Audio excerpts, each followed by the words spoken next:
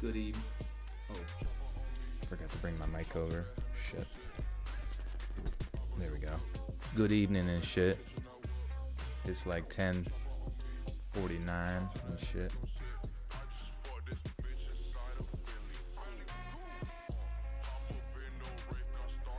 I gotta pop this chat out.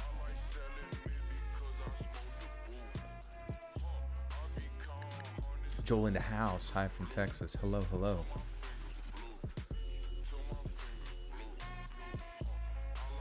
Slappy Father's Day. Hope all of you took. Why do you think Daddy's online? Right? Right? That doesn't sound weird, does it? Mischievous dog. Oh shit. Andrew A. Sorry, I was getting this set up here, but welcome, my friends. Andrew A. Hello. And welcome back to the Buttersock Call for 2 whole months. Says, what's going on tonight, dude? I've missed the last few streams, so I'm here tonight. Well, welcome back, Andrew. It's gonna be wet. It's gonna be wild. I'm gonna be chugging tea like no other. And Michelle Bell, thank you so much for the $5 Reno donation. Hope all is well. Much love from Colorado. Hell yeah. Hey, listen. The smokable state. Thank you, Michelle.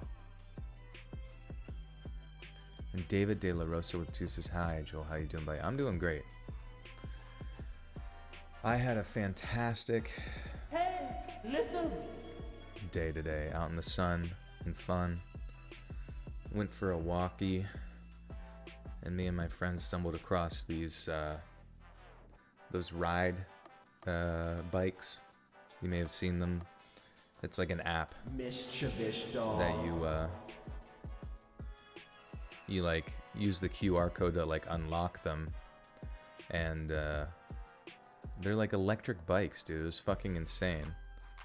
Like it was actually insane. Like you start to go and it just feels like it's like pulling you. You're like, holy shit, I want to ride.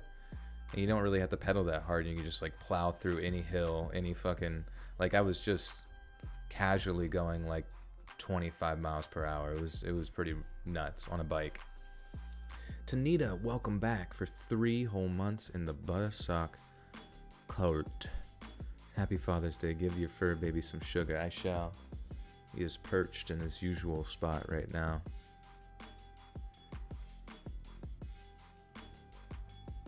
You want to go on a walk, but you're afraid to be outside alone at night. Well, hey, I don't know where you're from, but if it's not a safe area, then, you know, you got to make the wise decision to hold off till daylight. On the off chance that there's creepers and zombies.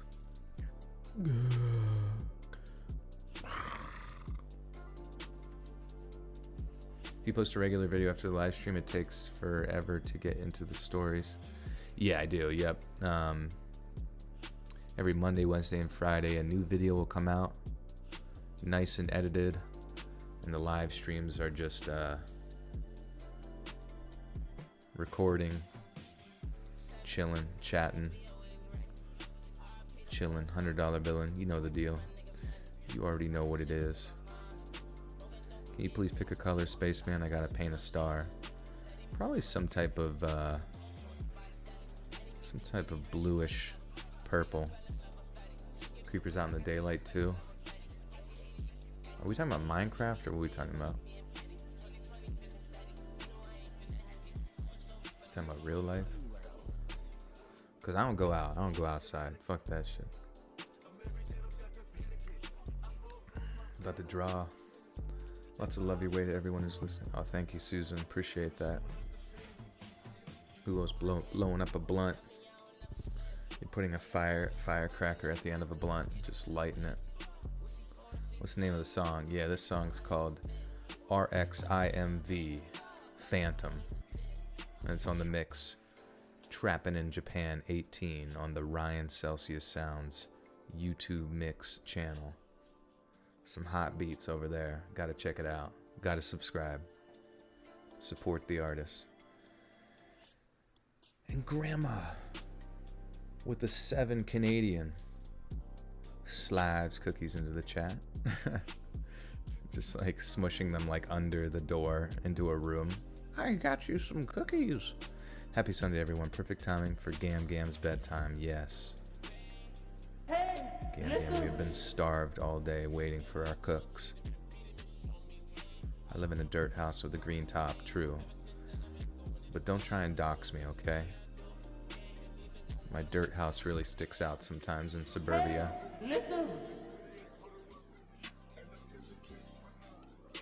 Uncirculated OG. Ooh.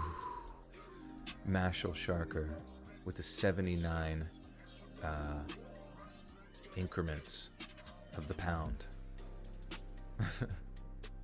That's what they call them there in the UK. Alright, that would be 79 increments. Okay. For your beans, your cup of beans, 1 daily cup of beans. I'd like some more, please.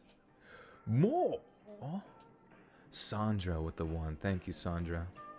How was my day? My day was just super duper pooper scooper. Honestly was. I got to hang out with my dad yesterday. We were doing some grilling, making some steaks, lots of good food. We did that a day earlier than typical Father's Day, but it was a good time. Klaus Stamen with the 5. Get gup. Oh, get good. I was like, is that a P? Get guppy. Jump into the pond and turn into a guppy. Probably will be popping in and out as currently writing. That sounds good to me. If you are a writer, you gotta get up and do a little bit of writing every day. If you are a painter, you gotta paint a little bit every day. Every day, challenging yourself on your art. Can you grill? Yeah, you can grill. I do be grilling from time to time. The trick is you gotta take the meat when it's raw, and then you put it on the heat source, preferably propane, and then you cook it until it's no longer gonna kill you. You kill all the germies on the outside of it, unless it's burgers. In that case, you just a little bit of olive oil spray to keep it nice and lubed up. Lubrication is important just in almost all circumstances of life, not just grilling, and not just on my lips before I read. Do I have a quote-unquote grill? What's the deal with the quotes? Is this...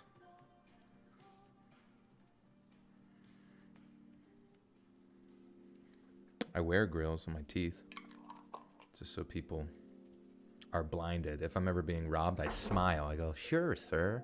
I'll give you all my money. And I smile, and it's like a flashbang right in their eyes. Ah! And then I do a quick disarm. Bow, bow. Bow, bow, bow, bow, bow.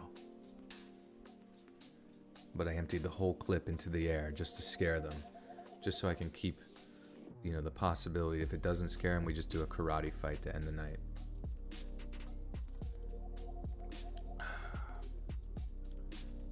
The child, he is in his chair, his gamer chair. Gotta use charcoal. Do you like charcoal more? I don't know. Propane for me is just more reliable. You know what I mean? It's quick. It seems to be quicker. Get straight to the point. Sometimes what I do is I grab the propane thing and I shoot the end of it, and you start to hear like the flames, and you just throw it into a crowd of zombies in Minecraft. Easy day. And then I switch to charcoal. You drinking for Father's Day? Just a little bit of tea. Respect for all the daddies out there. Daddy Day. Any more fur babies coming for you? You know, like furries? I don't know. Am I pod racing? I am pod racing. But while everyone else has like 2 engines and a pod to sit in. I just ride the engine.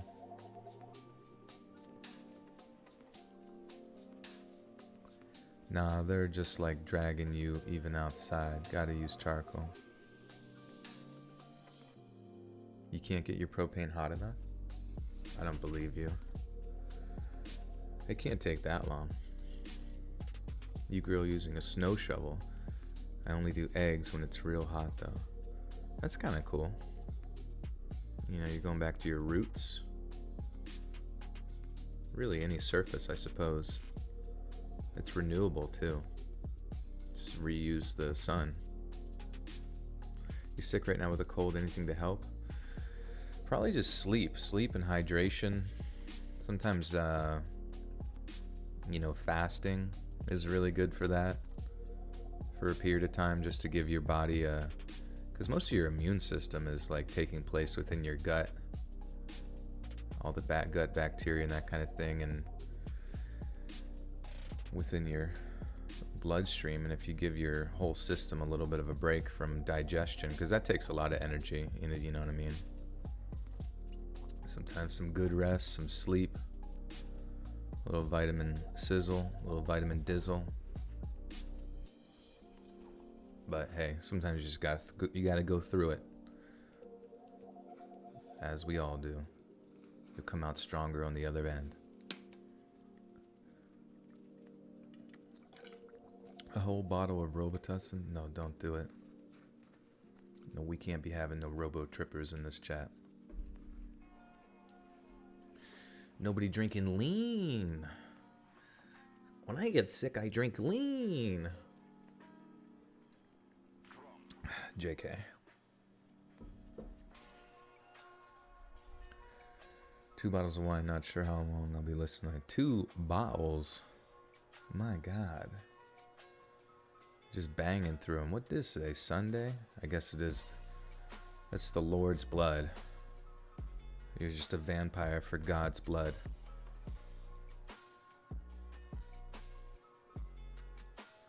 Reptilian, long time no see, my friend. What's good? You accept weed edibles in the chat? You certainly can try. You can shove them into your disc tray and see if it comes out on my end. Joel, I wish I know my birth dad. I don't have a dad at all. I just have my birth mom and I love her and she loves me. That's good. It is good to be appreciative of everything you do have in life, you know what I mean? Because it's a fortunate thing to have both parents, but I mean, even having just one is still more fortunate than some people, so just gotta count your blessings. And monsoon started early here in Arizona. You have a monsoon in Arizona? No way. I didn't even know y'all get that shit. That's crazy. Father's Day horror story. Okay, I'll do my best. Hopefully some of them took place on the Appalachian Trail, because that is where tonight's stories take place. In case I haven't told, we got 5 of those. 3 true ones, 2 true crime related. And they're gonna be bangers, as usual. So please do get comfy. Click that like button. Click share. I don't know where you could share it to, but you got Delta 8 white chocolate. I never tried Delta 8, but you know, I don't really hear good things about Delta 8, to be honest with you. Jason Voorhees with the 3 says, I'm in love with your face. I know who you are, where you are, and how you're doing at all times. I know you. Thank you, Jason. I love you too. Please be kind. And thank you for the 3. It's very generous. Father's Day horror story. Just watched the Depp Heard trial. Was that on Father's Day? I thought they're done with that. Unless you're saying Johnny Depp is a daddy. There's so many horror stories on the trail. Don't know why people walk it. Well, I think it's definitely good to go with people.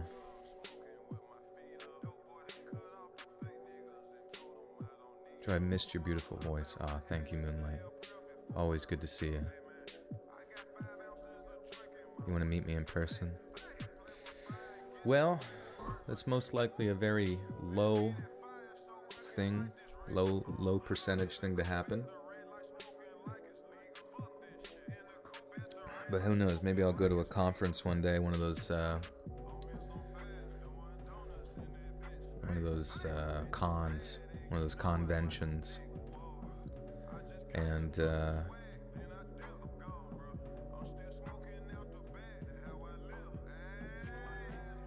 reason why DA gets bad reviews, they don't kick in right away, and people get too greedy, and then it really fucks them up.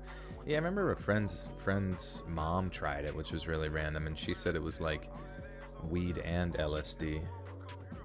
Why is Joel's voice deeper today? Is he sick? I am not sick, no. Maybe I'm just, like I said, always going through various forms of puberty all the time. I'm drinking tea too, so it shouldn't even be gravelly, I don't know. Mashal Sharker with the 79 UK increments. Thank you, my friend. Did I do anything with my family for Father's Day? I did yesterday, yeah. We did a little day early. A little grilling, a little chilling.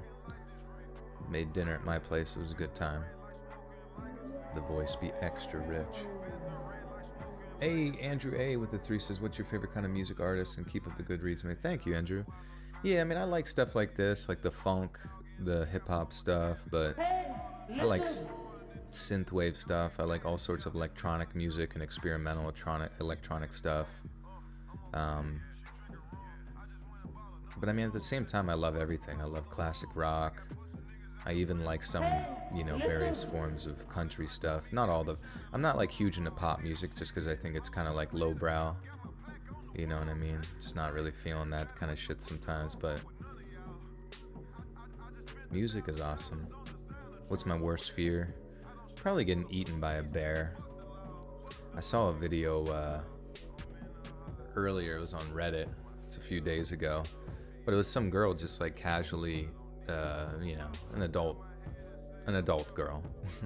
Sometimes I like call people girls, even though they're probably like 30. But anyways, she was like holding a baby bear. It looked like some sort of brown bear, maybe a grizzly bear. You wouldn't imagine that they would do that, but it was probably the size of just like a teddy bear. But like, and she's just holding it casually, and it's being nice and stuff, sniffing her. Then all of a sudden it just like, I don't know, something happened and it just like freaked out and like just like latched her, its like mouth, like bit onto her fucking chin, and you could just see how like rapid and fast it like latched onto the chin and the skin, and she's just like ah, and like I don't know, and the camera stopped, but it was just like, Jesus Christ, dude. Even like when they're fucking little babies and shit, they're just absolute monsters. Joel, what is D8? It's called Delta 8. It's something I would highly suggest nobody try it. But currently it's legal to purchase at like various dispensaries, and even at your gas station. And it's like, I don't know, I think it's just like a drug. I don't know much beyond that, to be honest with you, but from what I've heard, it's not super duper. Andrew A with the 3 says, have you ever read a story where while you're reading it creeped you out? Oh yeah, for sure. I feel like at baseline all these stories just kind of creep me out, but I'm just kind of desensitized to the whole process. Wish you would post the whole live. Love joining y'all for the chat. The realness you show. No, yeah, for sure. Also, we're going to switch over to our reading screen here. Once again, thanks for Ryan Celsius Sounds for providing the awesome Trappin' in Japan 18 mix.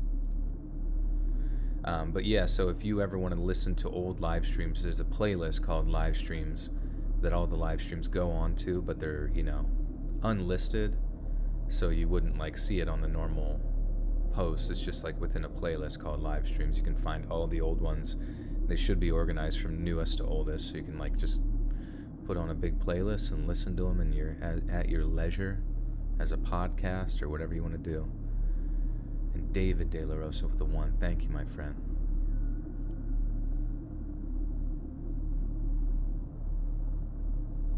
Love Ryan Celsius. Yeah, same. His mixes are always amazing. Absolute fire, bro. Joel, if I could take you on a hike whilst never seeing your face, would you go with me? I don't know how you would manage something like that. Unless you're insinuating you're gonna cut my face off. Oh my god.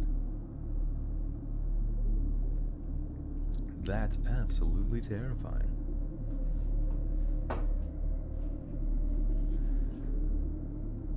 He did the D8, you were fine with it, took a small sliver of that. Yeah, I think, maybe whoever said that earlier were right, where they just took too much. What's my favorite ghost story I told? Shit, I don't even know. I feel like all the ghost stories sort of like blend together. Hey, Venus Flytrap with the big $20 Reno donation says, popping in only say hello. Omori for Nintendo Switch releases very recently, and I'm very hyper-focused on playing it. But I give all the horror vibes for you all and can't wait to listen to the video when it comes out. Thank you, Venus. Thank you for the generous $20 donation. And I heard about Omori. I don't know even what it's about, but I hope you're enjoying it and having a good old spooky dooky time.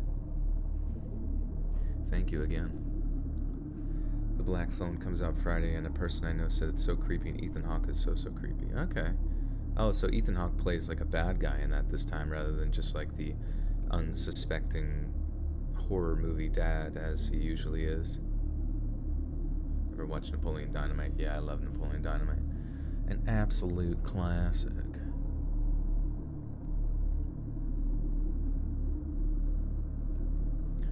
Okay.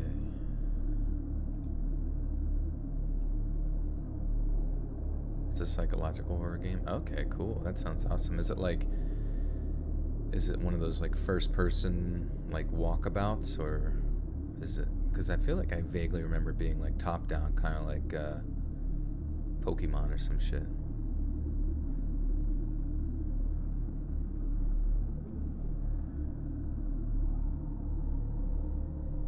For a few summers back when I was a kid, I used to go to a summer camp in the Shenandoah Park, National Park. Whee!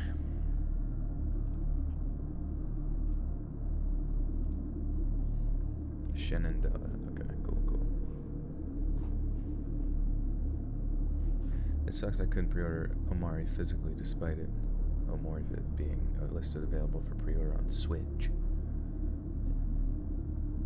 What did I do with Hawk? I don't know where Hawk is. He must be knee-deep in a blueberry pie or something like that. I have no idea. He's normally on this like a hawk. Do you consider yourself a YouTuber or podcaster now? Well, I started out on YouTube and kind of found that identity as YouTuber on there, and it just evolved naturally into podcasting. So I guess just equally both. Whatever you feel most comfortable calling me. Don't call me late for dinner. Tetrahydrocannabinol is a psychoactive cannabinoid found in the cannabis plant. Okay. Yeah, he's a busy bird. Shenandoah, okay. For a few summers back when I was a kid, I used to go to a summer camp in the Shenandoah National Park. This place is long gone now, which is a real shame because I have a lot of happy memories of spending a week in the woods up there with some of my friends. For the first few years before heading off to sleep, we do the stereotypical campgrounds thing of telling stories around the fire or playing flashlight tag. But then this one year, the camp counselors had us playing this really weird game every so often. It was called Invisible, and the idea was that you ran back your cabin.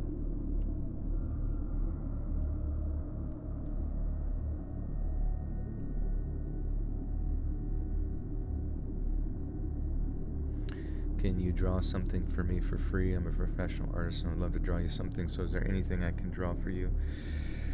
Just draw me like some sort of abstract creeper You know what I mean? Like something that could be used in like a thumbnail or something of that nature, you know what I mean? Just have fun with it. But yeah, that would be sick. I appreciate it. You know, just tag me on Twitter whenever you, or if you're on Twitter or Instagram or wherever, whenever you make it. Or you can email it in, letsreadsubmissions@gmail.com. Appreciate you. It was called Invisible, and the idea was that you ran back to your cabin and either hid under the bunk beds or under your sleeping bag on the top bunk, whichever you were assigned.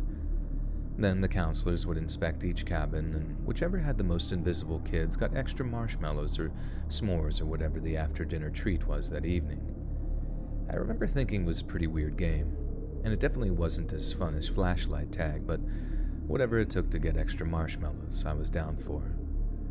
We didn't play it so often that any of the kids complained, and it did get kind of fun once we all got the hang of it.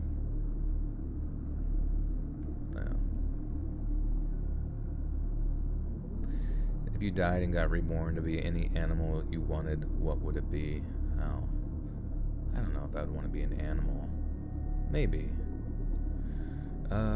Perhaps some type of like blue whale or something like that. I think that would be sick.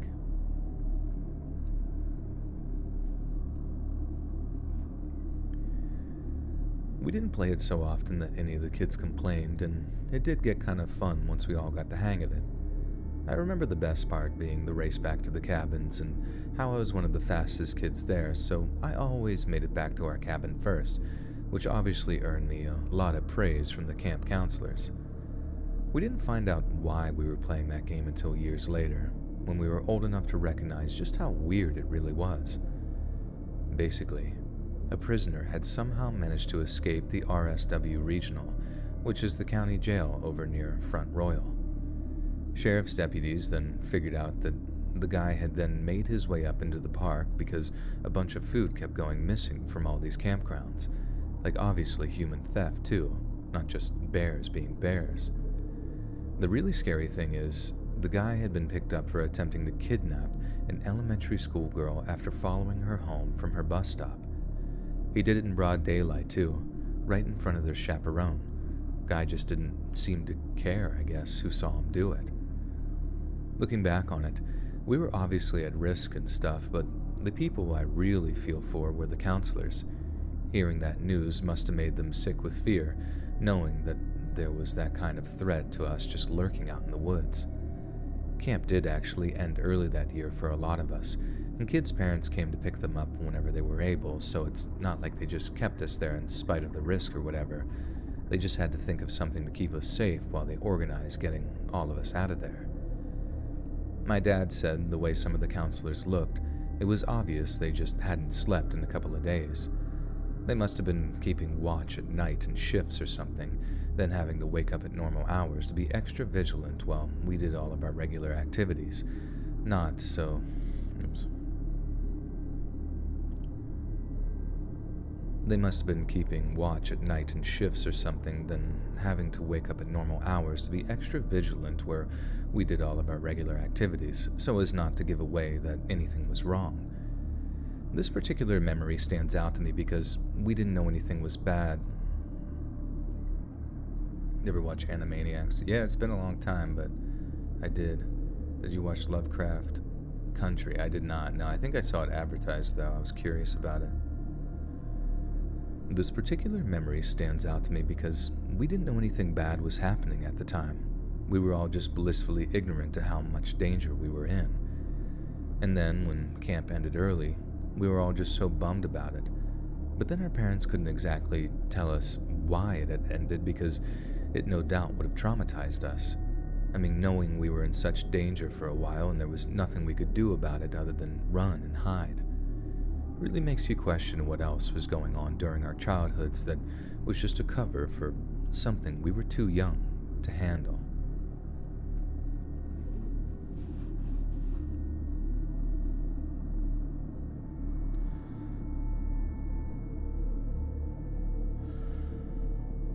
Oh, Stranger Things. I think I watched like season 1 and then... Yeah, I guess it was season 1. Did I watch season 2? I feel like I attempted to watch like 3 episodes of season 2 and just like was not vibing with it like I was in the first season.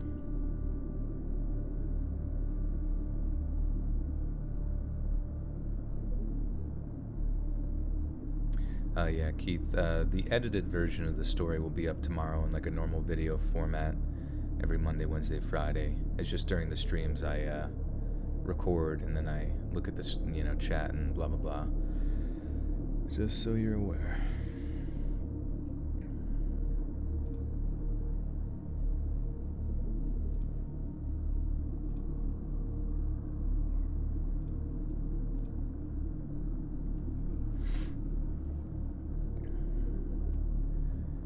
You see, I'm a huge camping and hiking enthusiast, so one of the holy grails of my hobby has always been the Appalachian Trail. Unfortunately, I've never had the time to dedicate to hike the whole thing, so throughout the years, me and a few friends of mine visited certain sections of the trail for about a week's or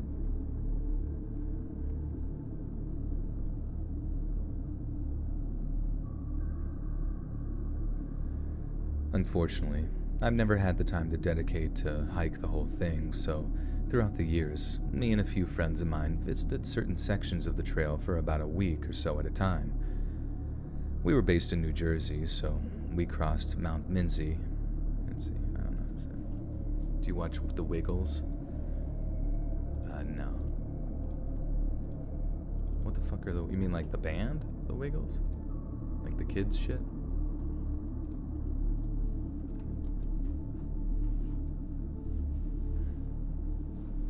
Joel says Appalachian, right? I hate when people really... Oh, like... Wait, how do they say it? Appalachian?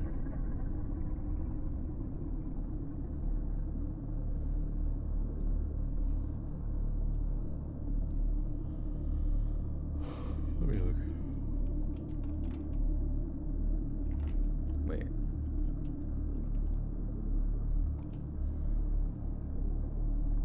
Oh, Mount Minzy, okay. I just gotta look up how you say this.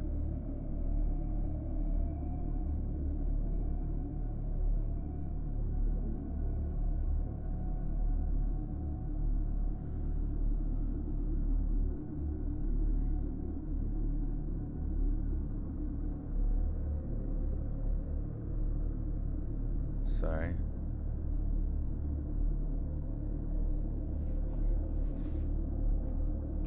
Mincy. Okay, cool.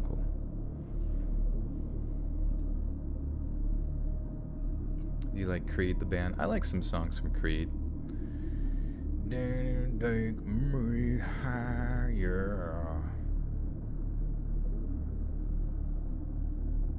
Oh my god, dumpling. Oh my god, I'm not trying to rap. I'm more excited than a kid on Christmas Eve right now. Yo, for real. Get those dumplings. His name is Joel Morningstar. That'd be a cool name.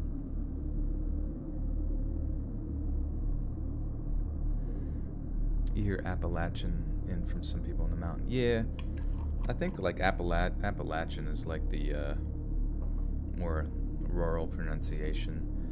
Around here, they always just said Appalachian.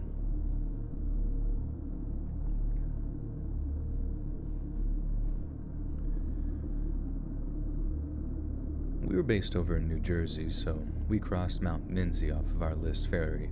God damn it. We were based over in New Jersey, so we crossed Mount Mincy off of our list fairly early. Then the next year, we suffered through the part of the trail near Anthony's Nose that leads up to Camp Smith. Year after that, we conquered the 100-mile wilderness up in Maine, but then in 2018, we decided to venture a little further south. We'd heard a lot of good things about both the George Washington and Jefferson National Parks, how they're some of the wildest sections of the trail, and how the parks are home to some really cool features like the oldest fire lookout tower in the eastern U.S. But the place I had my heart set on visiting, motherfucker.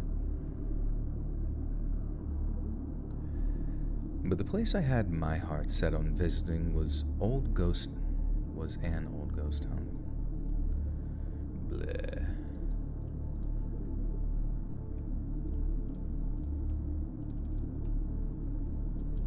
Lignite? I've never heard of Lignite before.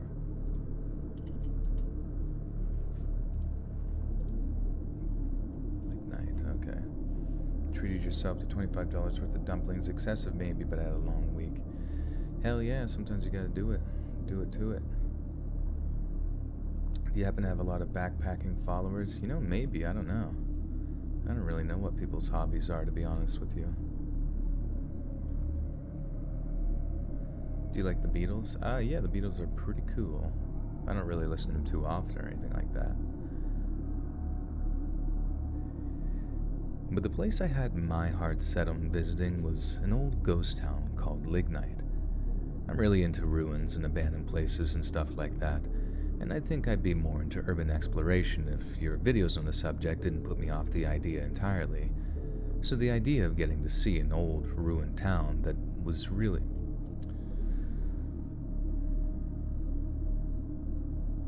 Anyway, you can send art to me.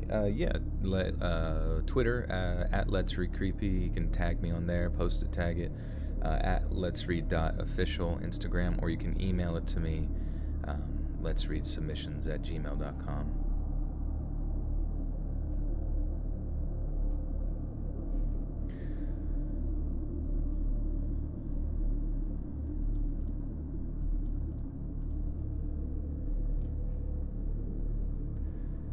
I'm really into ruins and abandoned places and stuff like that, and I think I'd be more into urban exploration if your videos on the subject didn't put me off the idea entirely. See, the idea of getting to see an old ruined town like that was really appealing to me. In reality, though, venturing out near Lignite was probably one of the worst mistakes we'd ever come to make while on a camping trip. Fuck, dude, I suck. I just like... You know someone who's hiking the Appalachian Trail right now? Interesting.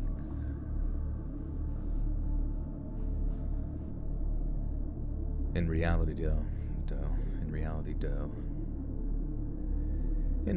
though, venturing out near Lignite was probably one of the worst mistakes we'd ever come to make while on a hiking trip, and it's honestly kind of a miracle that none of us were seriously hurt. So to cut to the chase here, we started out near Covington, then hiked our way down into the forest until we hit the trail. After that, we followed it about 20 miles or so, up these winding trails, until we found Lignite. The whole hike took us about 9 hours, so as you can imagine, we were pretty exhausted by the time we arrived at the old ghost town. So instead of moving off to find more covered campsite for the night, we decided to just bed down near the ruins so we could go exploring them in the morning. There wasn't all that much to see, to be perfectly honest. Just some old foundations and a few crumbling chimney stacks, but it was still worth a few taking.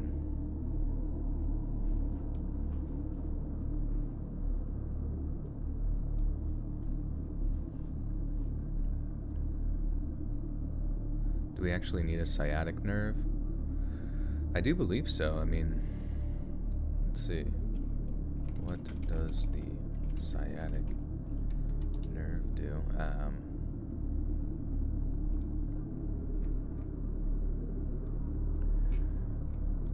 Function controls most movements and sensation throughout the leg and foot.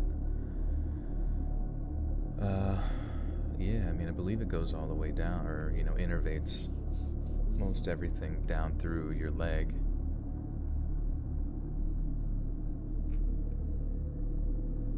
I just think the way that it, cuts is kind of weird. I think it goes down, through your, usually, your left side or something like that.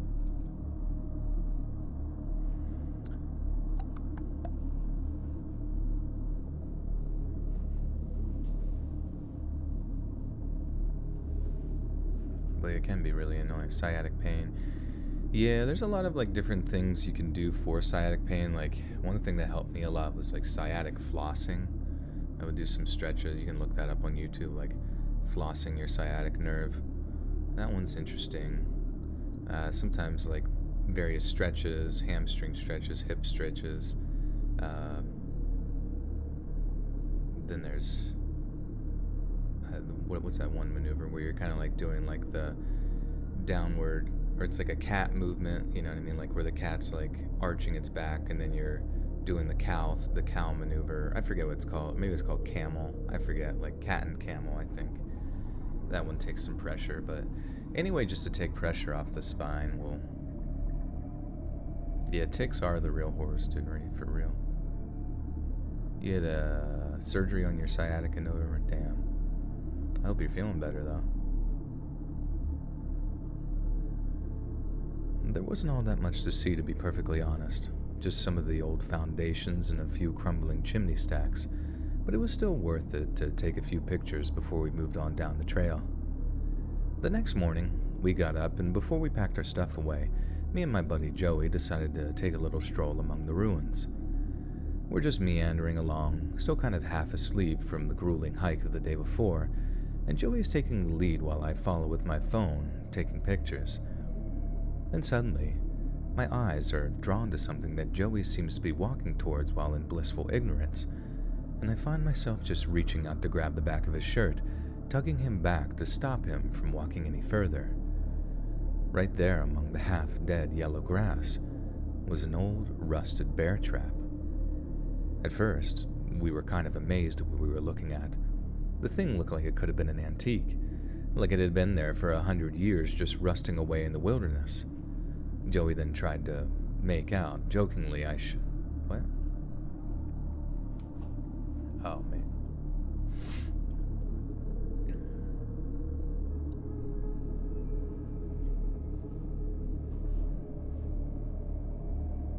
You do the cat and cow one? Yeah, it's helpful for just taking pressure, and there's some, like, also if you have like a rig, you know, like a lifting rig, some people do, like, they get those boots that hook into the rig, and then they can kind of like hang there. But you can also do it with like different bands and stuff as well. But just like any way to just like decompress the vertebrae is pretty helpful.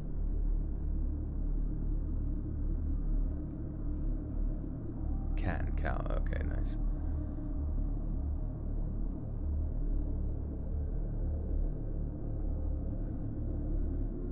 Joey then tried to make out jokingly that, what does it make out? What does that mean?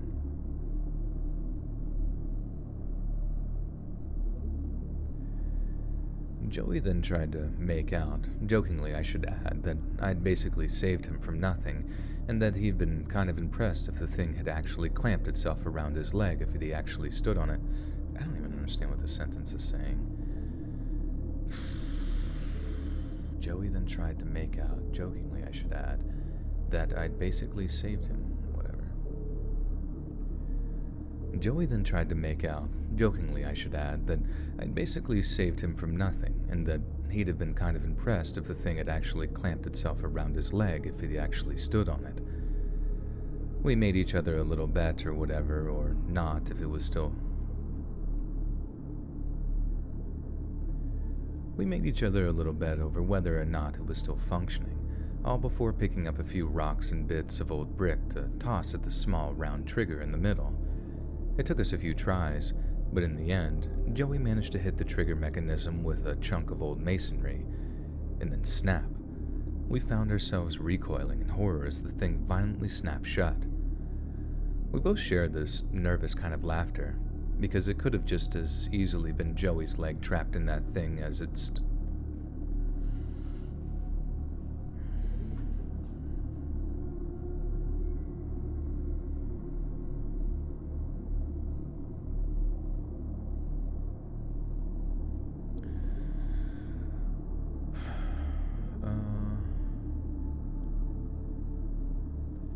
We both shared this nervous kind of laughter because it could have just as easily been Joey's leg trapped in that thing if he'd stood on it, and although we were laughing, we were definitely pretty freaked out. It was only when we realized that there might actually be more of them in the area that we actually got serious about it, as a threat dealt with one thing. As a threat dealt with one thing. What is this saying?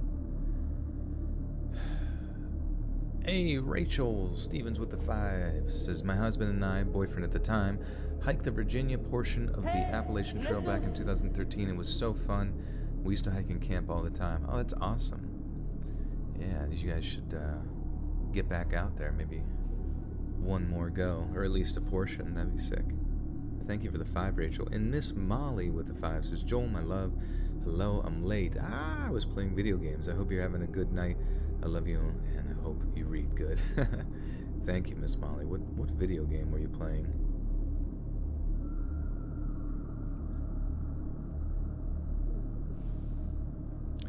This sentence is weird.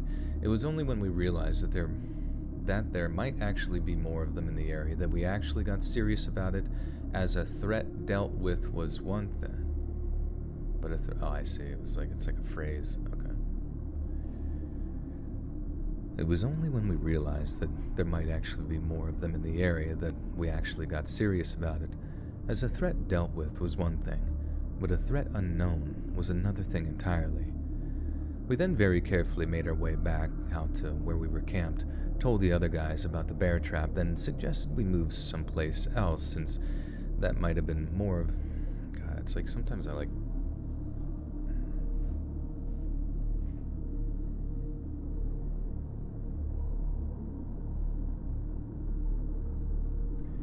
We then very carefully made our way back to where we were camped. We then very carefully made our way back to where we were camped, told the other guys about the bear trap, then suggested that we move someplace else since there might have been more of them out there in the grass or something. This guy Mike didn't believe us, thought that we were playing a prank on him, and only realized that we were serious when we showed him the picture of my phone of the bear trap all closed up. After that, fuck dude, felt something on my face. I'm like, I was out and about today, so I'm just like thinking, just under the presumption that it's like some bug. My skin is filled with bugs. Ah! Do you ever hear back from the people who send stories after you hear them?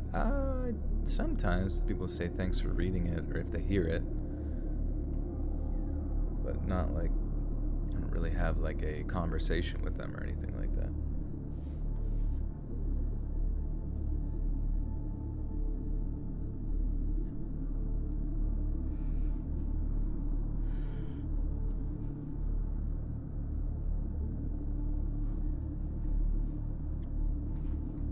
Gotta rip my skin off, get the bugs out.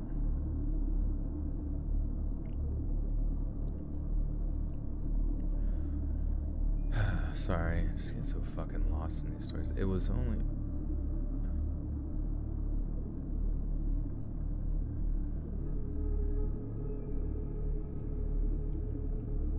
Oh, hey, Lila. This guy Mike didn't believe us, thought that we were playing a prank on him, and only realized that we were serious when I showed him the picture on my phone of the bear trap all closed up. After that, we packed up our stuff and very carefully hiked out of the area, making sure to keep our eyes on the ground in front of us the whole way. We ended up walking around 5 miles west towards a place called Barbers. No push-ups? Nope, no push-ups yet.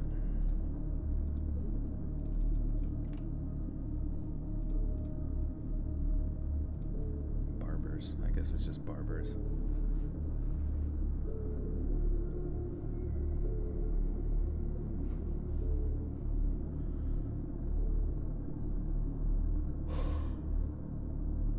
We ended up walking around 5 miles west towards a place called Barber's Creek, hoping it would provide us with a much safer campsite, as well as a source of fresh, clean water.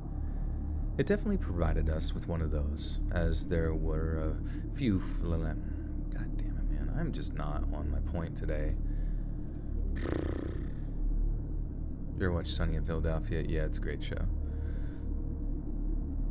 Did Pradeep get me anything for Father's Day? Probably just a big hairball hiding somewhere, waiting for me to go pick it up.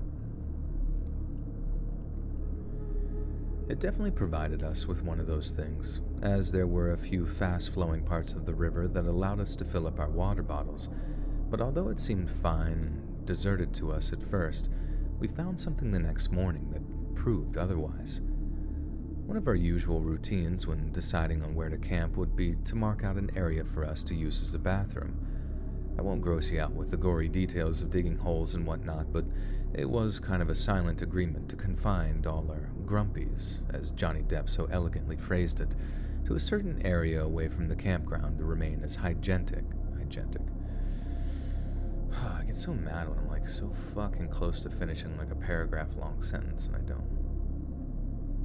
Still sitting under the sea, I am, yes. Trapped down there for all eternity.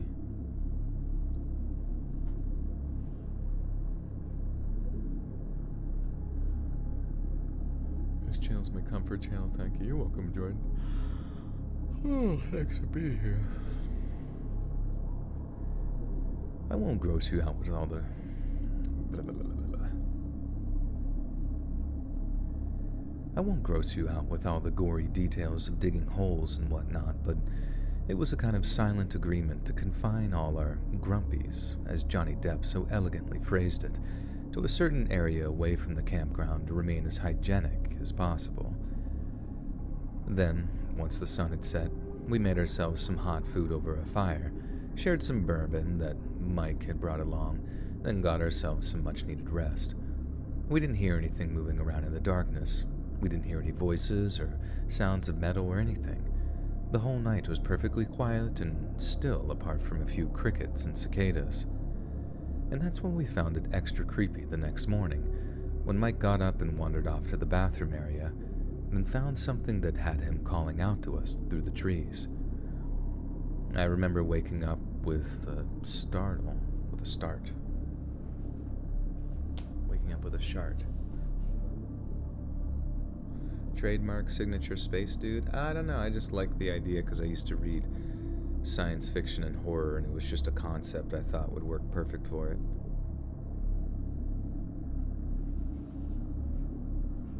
Have you ever met Mr. Nightmare? I have not, no. I've never even spoken to the good sir.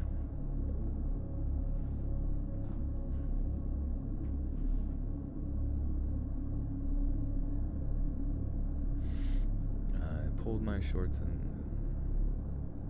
Oh.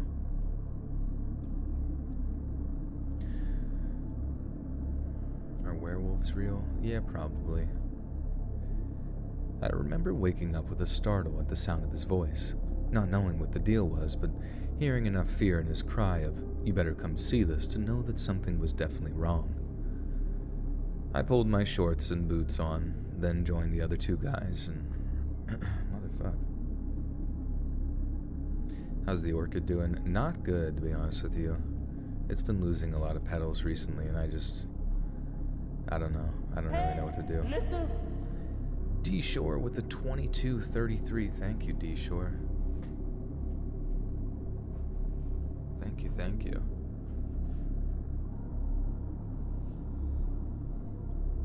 Hello, good sirs and ladies. Hello, Jackie Chan. Not Jackie Chan.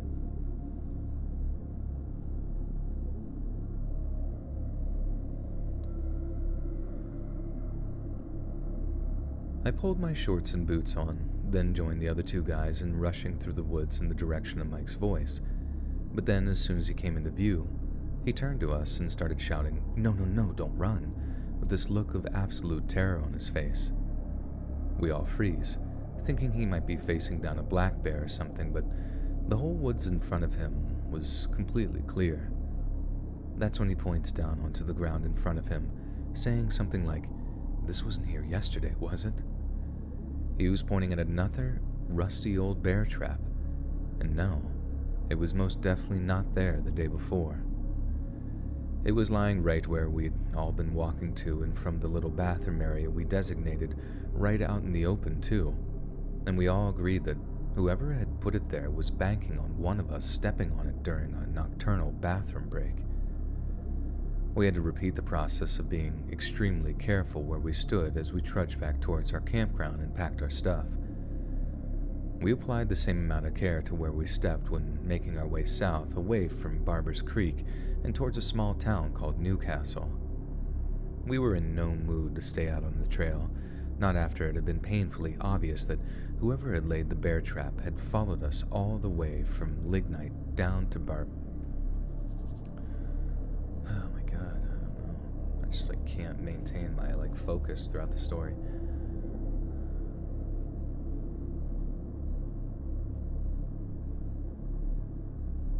How's the whistling going? Let's see. Looks like it's there.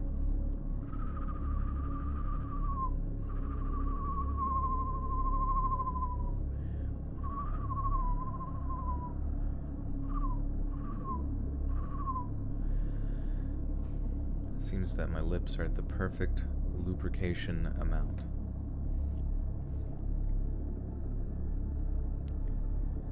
We were in no mood to stay out on the trail, not after it had become painfully obvious that whoever had laid the bear trap had followed us all the way from Lignite down to Barber's Creek. It was also a deeply unsettling realization that the bear trap was found at Lignite.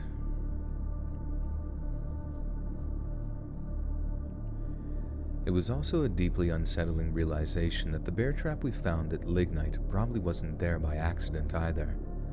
Like I said, given its condition, we figured it had been set. Motherfuck. Record stories while in the mountains.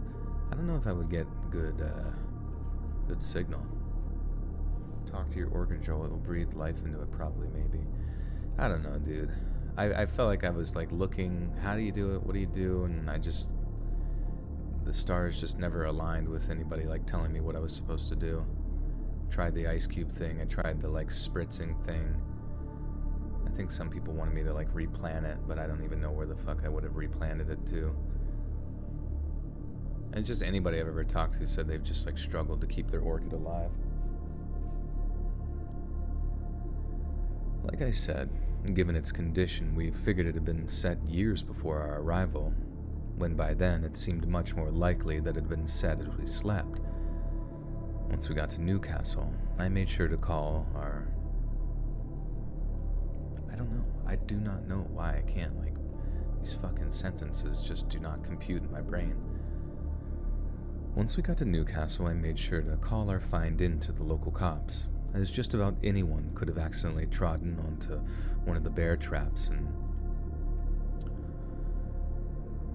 Once we got to Newcastle, I made sure to call in our find to the local cops, as just about anyone could have walked out onto one of those bear traps, and God forbid if they were alone and lacking cell reception. But then, when the question who might have placed the traps came up, neither us nor the cops had any clue who might have done something like that. In fact, they found it.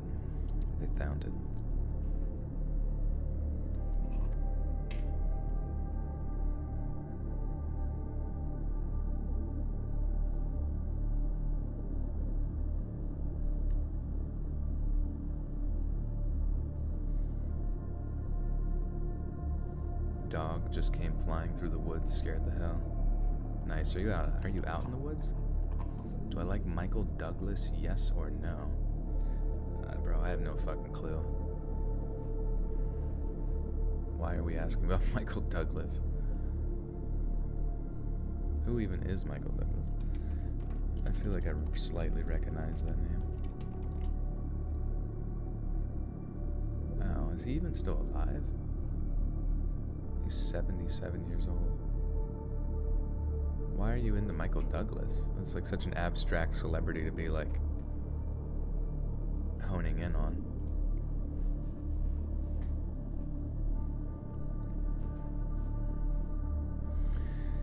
I've given you sunlight. I'm not reading. Anyways.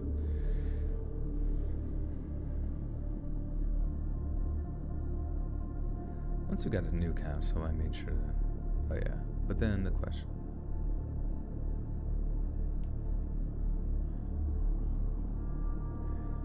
Once we got to Newcastle, I made sure to call our find into the local cops, as just about anyone could have accidentally walked out onto that bear trap, and God forbid if they were alone and lacking cell reception. But then, the question about who might have placed the traps came up, and neither us nor the cops had any clue who might have actually done something like that. In fact, they found it pretty weird that someone wouldn't cover the thing up with leaves or make any other kind of attempt to hide it.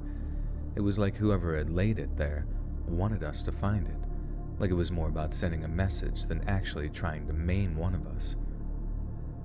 We ended up catching a bus over to Parisburg.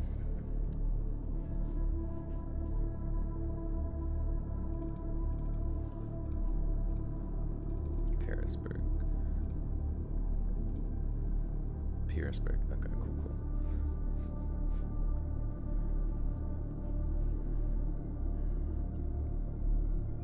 How long does it take to edit these videos? Like, do you listen to them over and...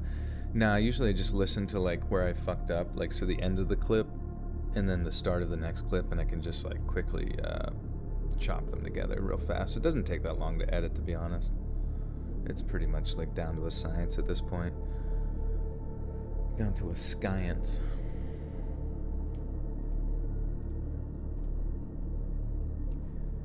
We ended up catching a bus over to Parisburg to completely throw whoever it was off our trail. There was a period where Mike didn't want us to carry on at all. He was that freaked out by the idea of someone following us, totally unseen. Not only that, but they were able to somehow lay a freaking bear trap without making any noise, which we all found intensely creepy all on its own, especially at night. God damn it.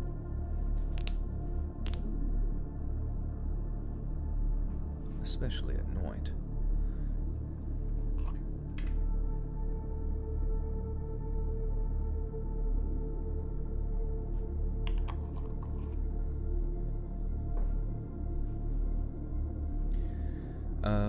Not only that, but they were somehow... Oh, yeah. The hawk is here. Not only that, but they were able to somehow lay a bear trap without making any noise, which we all found intensely creepy all on its own, especially at night. Thankfully, no one followed us for the rest of the trip, not to our knowledge anyway, and there were no more bear trap finds near or any of the... God, I don't... And there were no more bear trap finds. Why is that? What does that even mean? Bear trap finds near any of our other camps. Does your recorder automatically timestamp? No, but it just... it's not like one big file. It's like a bunch of small files that that save in order, and then you just connect the microphone like a external drive, and then once you bring them all in, they're all just going to be in order. So just imagine like 100 different WAV files. Do I dream about the stories you read? Like insert yourself them in a dream? No, I don't actually. I literally never dreamed about any of the creepy stories that I read. I did have a weird dream the other night. It was a bit strange. Well, it was like a couple nights ago. It was just like a mixture of stuff. It was almost like a House of Leaves type scenario where, honestly, I think it comes down to like what I eat. Like if I eat a bunch of shitty food before bed, because the other night I like went out and I was in the mood for bad food, so I ate bad food, was drinking, and then slept, and then I had just like weird dreams. It was like House of Leaves type scenario where we left, like a friend went into a room, a black room, but the door closed, and then the door opened, and he was like old and insane, and then I don't even know, it was really strange. Like he started to attack us, but then his younger self was like still there or something. Dreams don't make any sense. And then he like, but the only way to like defeat him was to like take a huge knife and like stab himself in the stomach while also stabbing his like future self behind him. It was really weird.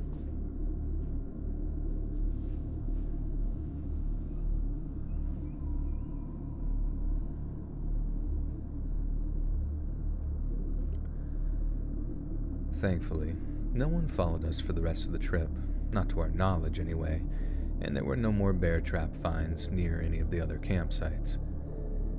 That didn't mean that we didn't have some seriously sleepless nights for a... Excuse me, God, I've had like 100 mistakes already. That didn't mean that we didn't have some seriously sleepless nights for a few days.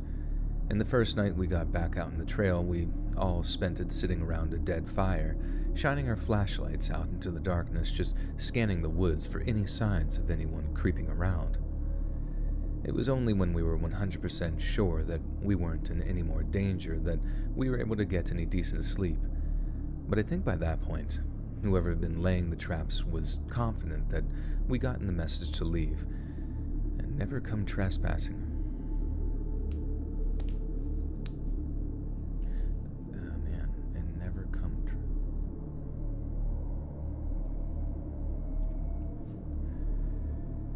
It was only when we were 100% sure that we weren't in any more real danger that we were able to get any decent sleep.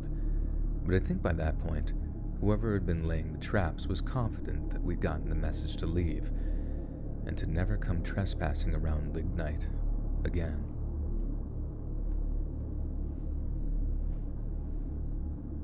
Sounds like an intense dream. Yes, but yeah, like I said, it's just like when I eat bad food, like it really just depends. Like the shit that I consume prior to bed seems to just like dictates the intensity of my streams, or my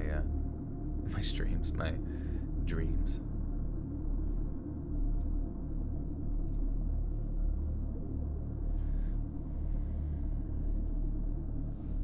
Some people have mild reflux and have no idea. Talk about giving you funk-ass dreams. Definitely write them down. Oh yeah, I also had like a dream where it was like almost like contact lenses, but they were like on the side of your head, like at your temples, and then you like tap them, and there was something about them specifically, and like the sort of frequency that it sent through your brain to like correct your vision. I thought that was interesting. I remember, and it was funny too, because I think in the dream too, I like showed somebody the invention at like a bar, and they're like, oh, how does it work? And I was like, I have no fucking clue. Have I ever dreamt of a stream? I have not, no. Yeah, dreams are kind of hard to remember too, especially, like, you probably have like a ridiculous amount of them, but it's only the ones that like, it's only the ones that you know, remember as soon as you wake up that actually stick with you.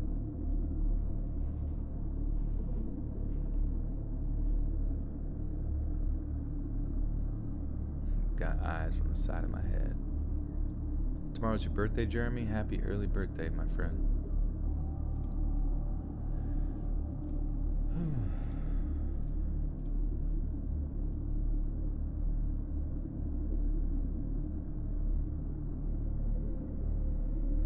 I think it's tough because, yeah, if you don't like immediately write them down when you wake up, you just forget them. I almost feel like it would be good to do like a voice memo, like just daily dream voice memos or something. Yeah, and I kind of like nightmares, as weird as that sounds. Like there's something, like, you know, like basically, in my opinion, movies kind of suck lately. They're not very good. They're poorly written. They're just like something like fucking stupid fucking Jurassic Park or some shit like that. Like, those movies suck lately. They're just bad, written bad, embarrassing. They're like the Marvel movies. I don't even know. They're just, everything's getting worse, and it stinks. But the cool thing about nightmares and dreams is that they're all basically like free entertainment for yourself. That's like way scarier than any horror movie you've ever watched, because it's like you're kind of experiencing it, but you do get to make it out alive, but it's still like insanely intense. And yeah, I'm just like, I kind of wish there was like some way you could just entertain yourself through the process of just dreaming, you know what I mean? I mean Jurassic World, yes, Jurassic World. What did I say? Jurassic Town. No, Morbius was the best movie I've ever seen. Grammy Award-winning Morbius.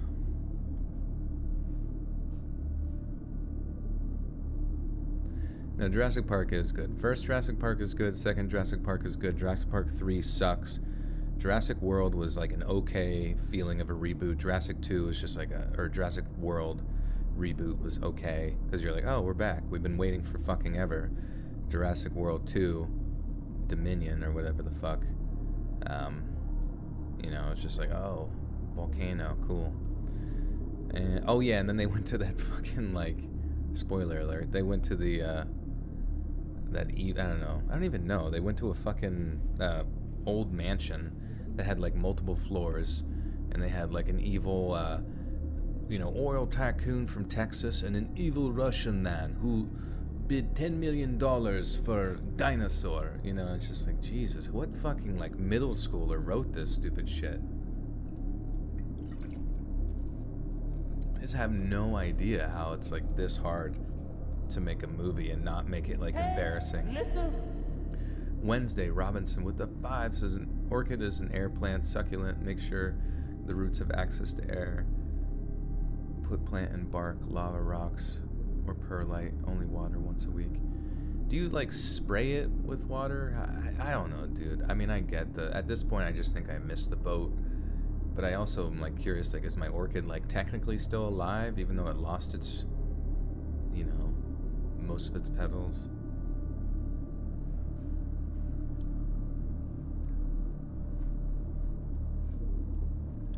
No, I know. As far as like mainstream stuff, like I just am under the assumption like all movies,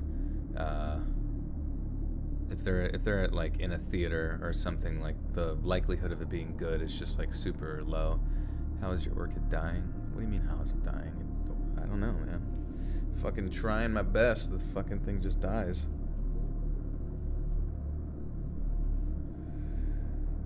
But yeah, I feel like just like anything, only real innovation comes from like having actual pressure to make something good. You know what I mean? Whereas like all the corporate shit like has investors, and then there's like a lot of like politics involved too that they need to adhere to, otherwise they don't get investing dollars, and it's just all like embarrassing. It's just there's like no soul to it at all.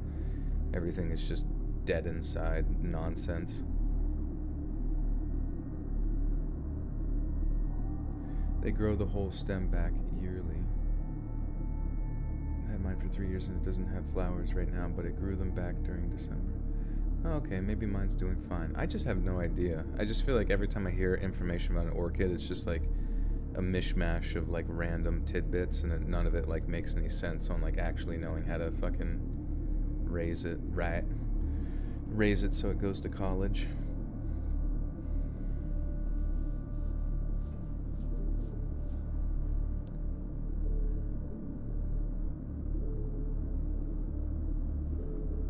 Movies that A24 put out are often... Oh yeah, when's the fucking...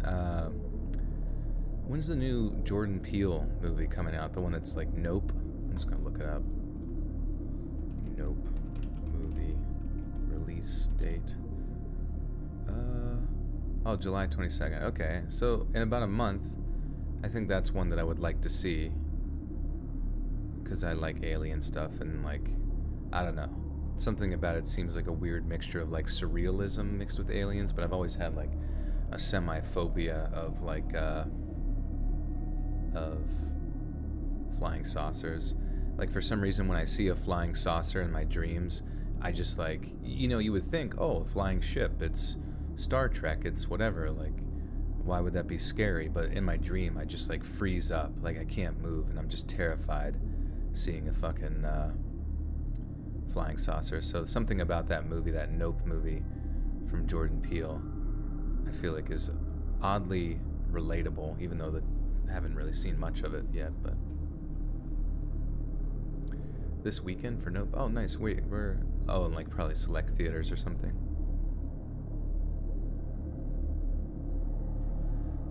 Keep that corn popping. I had reoccurring nightmares as a kid. In one of them, there was a zombie horse chasing me through the woods, and every time I got to a house, I'd turn to see the horse, and then the house would be gone. Oh, okay. I was like trying to like run that through my head. It didn't. Sorry, that's that's crazy. Hey, see you, Hannah. Take care. You always have alien dreams. They're terrifying. Yeah, I don't know what it is about aliens. They're just fucking strange. I'm like, maybe I was abducted at some point and I like forgot. What if aliens are real? I mean, I don't know. I have no idea, to be honest with you. Who fucking knows what the fuck aliens are? Never heard my voice naturally. Well, welcome to history in the making, baby.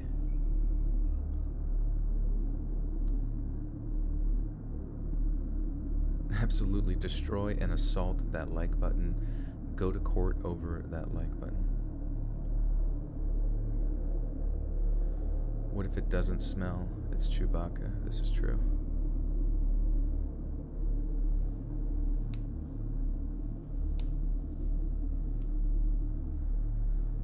Okay, we are aliens. No, just you. I had a weird reoccurring dream when I was younger of being in this weird gross building and knowing that the building was somehow close to me. It was odd. I haven't had it in years. this weird, gross building, and knowing that the building was somehow close to me. So you're in it. Oh, like you could relate to the, like you're like, I've been here before, or something like that. How I don't lose my sanity reading all these stories. Yeah, I don't know. I mean, maybe if one of them is like becomes like prophetically, or maybe if one of them, maybe I open up a story one day and it's just like I'm gazing upon the presence of Cthulhu. Maybe that'll drive me insane. But just reading creepy stories. Mainly mainly all these stories are just giving me ideas on how I want to go out. I want to be the guy that puts bear traps in the woods.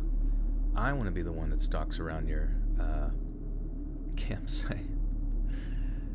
I'm curious, honest opinion on the idea of God. Yeah, I mean, I don't know. I used to go to church a lot. I stopped. It wasn't anything against it.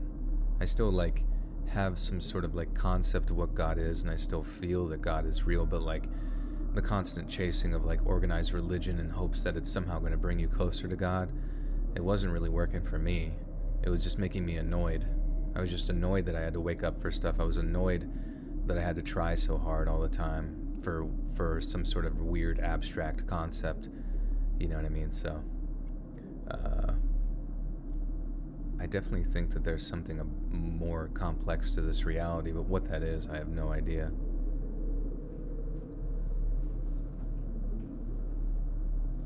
And yeah, I definitely don't, disrespect anybody who wants to go chase after that, as long as they don't hurt other people's feelings or anything.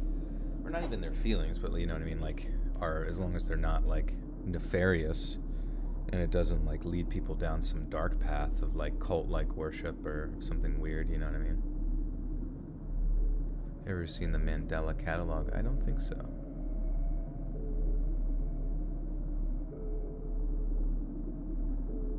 Used to try so hard to follow God, eventually just gave up because I always felt not good enough. Right, yeah, and I think that's kind of the whole shtick, it's a great business idea, you know what I mean? Keep selling everybody on something that they're never going to achieve, hence why that's how social media is. It pounds down your face that you need to look a certain way or be a certain way and do this and that, and you never feel good enough, you know what I mean? So you constantly buy their product or whatever. And I'm not saying that's what religion is doing, but if you think about it, it's even more genius, because religion in and of itself is just it sort of innately perpetuates itself, you know what I mean? It's just sort of everyone's sort of fear of death or curiosity of the great beyond. It just sort of feeds itself over and over again. It's like a self-moving or a self-perpetuating machine that goes on, and you're never gonna have your answers. You might, you know what I mean? You might have a near-death experience or have some sort of premonition one night that gives you the answer you've been looking for, but it doesn't seem as if all human beings have that experience. Some never experience anything and they don't believe in anything, and that's fine. What can you do about it? You know what I mean? But some people have an inclination towards something and never experience anything really that much, but are also kind of maybe. Yeah, that's fine too. I don't know. We're all different, and what can you do,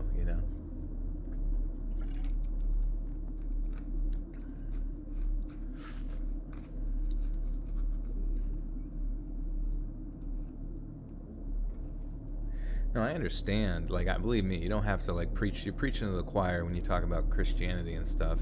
I know all the stuff, and I don't hold it against anybody. I'm not trying to shame anybody or anything like that. I'm not one of those there's some people who were in the church and they come out of it hating church. It's not me. It was more just I just sort of phased out of it because I'm just I've been going to this rock climbing. This is just an example, but say you've gone to this a book club 100 times, and all you do is read the same book over and over again, and eventually you're listen, I don't give a fuck about Harry Potter, and I don't think magic is necessarily something that happens every day, and I don't even have a wand or a cool owl, you know what I mean? I just can't even sit here and pretend to give a shit about Harry Potter anymore, You don't know what to do anymore? What are you talking about, Savannah? You upset about something?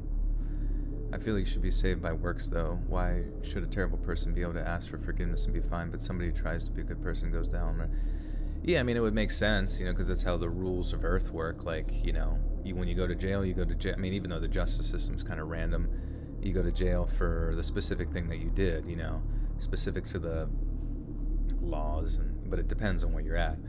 I don't know. When it comes to the spiritual things, I've always kind of like thought about the whole like saved by faith and kind of thing. It made sense in my mind because if, like, say you've wreaked a bunch of havoc on Earth, you were a terrible warlord or something like that, it would make sense that, like, God would just forgive you randomly if you changed your ways or whatever, because, the soul is like this eternal thing, so, like, all the actions on Earth didn't really matter in comparison to the eternity or whatever. So it's almost like coming to the realization or like understanding reality for what it was for. But at the same time, I kind of understand why certain religions might like, be based on works and stuff. And I think a lot of people like within Christianity try really hard to, hyper focus on feeling good enough, because that's just naturally how it is in life. You know what I mean? Bible word of God written by hands of men, mainly in power, and trying to keep it. No, that's for sure. That's the thing about it too, is like I could totally see someone just like pretending to be, and you see it for, as an example all the time, whether it's through the Pharisees that took place in the narrative of Jesus's time, where they were pretending to be godly people but they just wanted political power, or something more modern like the Vatican or something like that. A lot of people pretending to be, godly men or people, just in general, like, but, they're predators, or they're looking for power, or a mixture of the two, all that kind of stuff. So there's a lot of frauds. But even in that scenario, like, even for the people that try their hardest, they're still confused, and whatever they want to chase after, there's really nothing you can, there's no, I've never really understood why people want other people to believe the same way as them, whether they believe in God or not believe in God. Like, who gives a shit what someone believes? Like, as long as it doesn't affect you negatively, let them exist in whatever reality they deem fit, Anyways. I've been hiking the Appalachian Trail for the better part of 30 years now, and I've had plenty of hair-raising run-ins that I don't care to repeat. I've come face to face with black bears and their cubs, which, as any experienced person will tell you, is about as close to staring death in the face as a hiker can get. I've had fishers running up trees next to my tent at night, which was very unsettling back when I was at an age when stories of skinwalkers still raised the hairs on the back of my neck. And there was one time that I heard such a sickening crack of wood when crossing a log bridge over a stretch of rushing river that I was just about convinced that I was going to drown. But let me tell you, there ain't no kind of mischievous dog. Hey, Stephanie, welcome back for 4 months in the Buttersock Cult. Says, I've had bad experiences with church. I believe something big is up there, but I just feel church can be toxic and people within it are the most critical. Exactly. Like, everybody has a different experience. I was fortunate where the culture around my area as far as church goes is very chill, very lax, very open to people coming and going, and kind of living that like sort of spiritual transient lifestyle where like they're there one time and they're just not feeling it, so they're gone, and there's no judgment there. So I've considered myself fortunate in that experience, and they're not going to bug you, and the people's families around the area aren't going to be like that. But I know at the same time, everyone everywhere is having some sort of abstract cultural difference through what they go through. And the weird thing is like Christianity up here in the in Pennsylvania, Pennsyltucky, is way different than church they might experience in like southern Mexico, or a church that they might experience over in like Eastern Europe, and especially that's just geographical, like not even considering like the time frame that's happening, or somebody that grew up Islamic. Like, there's a lot of like really, you know, tough judgment and persecution that people go through in that as well. So it's like, but at the same time, there's a lot of people that might find peace in it. You know what I mean? So everyone's experience is different. I do apologize whenever, you know, well, not apologize, but I do empathize with the fact that someone had a bad experience in that regard in relation to religion. But it is what it is. You know, you follow your own way and it'll make sense eventually.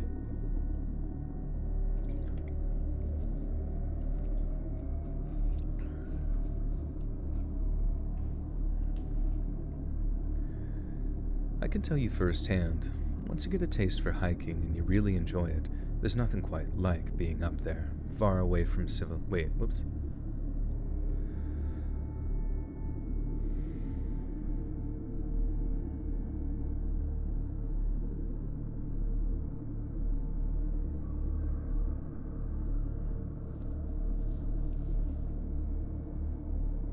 I believe many religions have been increased in followers because they have taken advantage of the poor and because history is written by winners and things could have been altered throughout You know, that's a fair point, you know what I mean? But at the same time, like your local pastor, if they're just like a general person, ones that I've come across, they're not sitting there thinking about like, how can I raise up power or how can I be in a position of power? Like most of them, you know what I mean? Like they're not thinking in like, it's not like everybody in like a religious scenario is like all existing within some sort of grandiose like global conspiracy together. It's just that's how religion just naturally sort of propagates itself, is through a message of ambiguity. And some people, you know, take advantage of that power and some people don't. Some people use it for good, you know.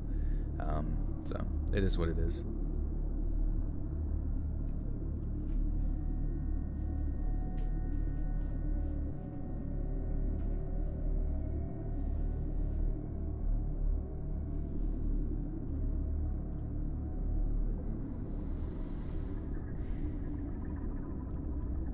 But let me tell you, there ain't no kind of fear like the fear your fellow man can give you.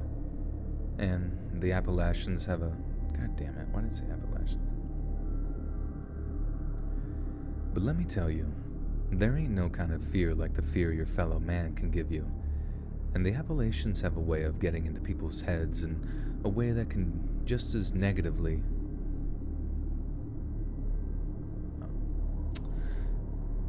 And the Appalachians have a way of getting into people's heads in a way that can be just as negative as it can be positive. I can tell you firsthand, once you get a taste for hiking, you really enjoy it. There's nothing quite like being up there, far away from civilization, relying on nothing but your wits and whatever you can carry on your back. The Appalachians change people. Like you might have heard about the old tradition of taking a trail name, something like Bear or Sovereign, or some other kind of nickname.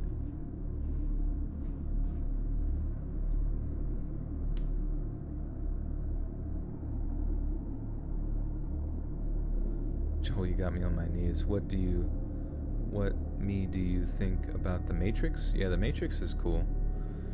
It was a cool movie. The first one was probably the best, and then after that, it's just, you know, trying to expand upon a universe to make money and stuff. And I think the newest Matrix was... I haven't seen it, but I heard it wasn't too great.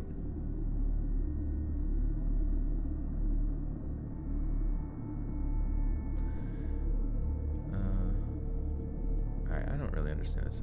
Or like... Let me just read it again. The Appalachians change people. Like you might have heard about the old tradition of taking a trail name, something like Bear or Sovereign or some other kind of nickname, as a way of expressing how you've left your old self back down in the lowlands, having ascended to a higher plane, both figuratively and literally. It's not just for aesthetic purposes either, folks. God damn it.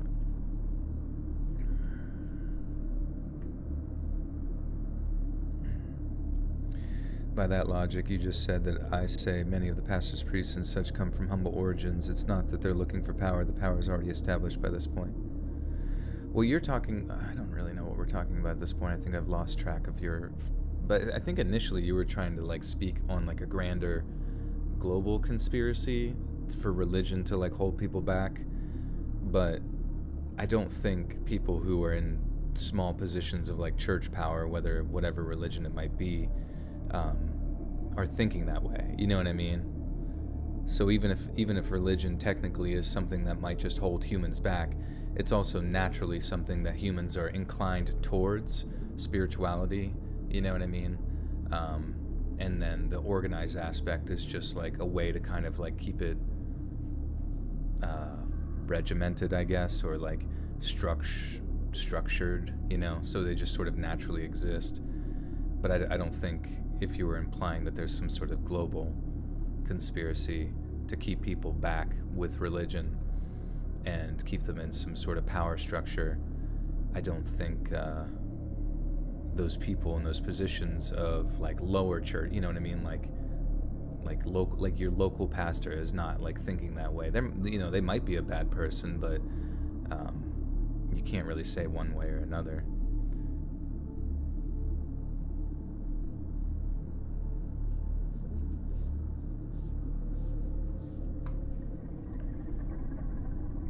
It's not just for aesthetic purposes either, folks, because every time you go out into the wilderness, a little bit of the wilderness gets into you too.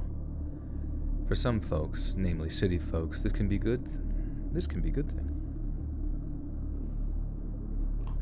The Matrix theory. Oh, like we're all living in a simulation or whatever. I mean, it's the same thing. Like, I've said this last time people talked about the Matrix or whatever. Like the Matrix theory is just implying that like we exist in some sort of constructed reality. But I think that theory is not necessarily new. You know what I mean? Like, if you think about it, like going back forever, people described all of us like living in the book of life or something like that, or living in like life is written by some god above us, you know what I mean? So that's the same sort of like parallel concept to a more modern approach to that philosophy with like the Matrix, because in this scenario there's a programmer, you know what I mean? In either one, I mean, it's hard to say. That's what I'm saying. Each major religion structure is already big. Many who manage it aren't looking for power, but the people who started it might have done it for profit and power. Well, yeah, for sure. Like at the beginning, I'm sure there's some people that start their small cults and stuff for power.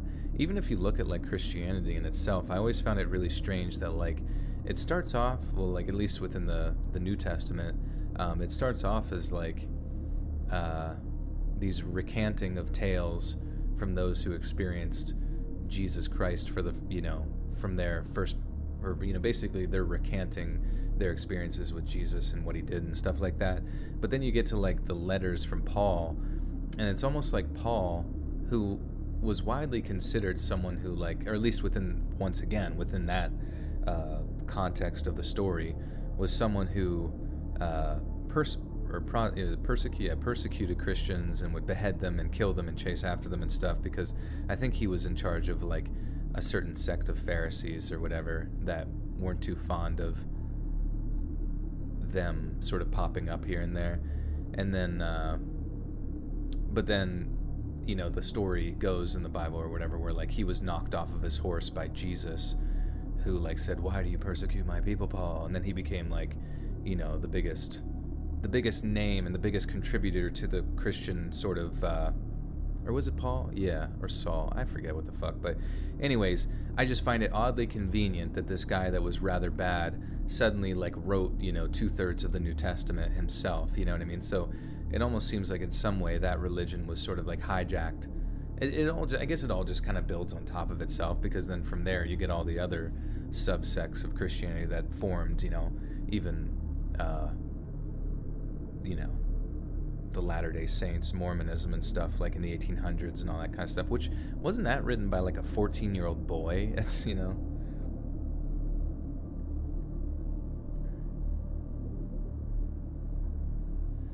And I think that all it does is kind of just demonstrate that like, I think all it does is kind of demonstrate that like, if you can get to people early,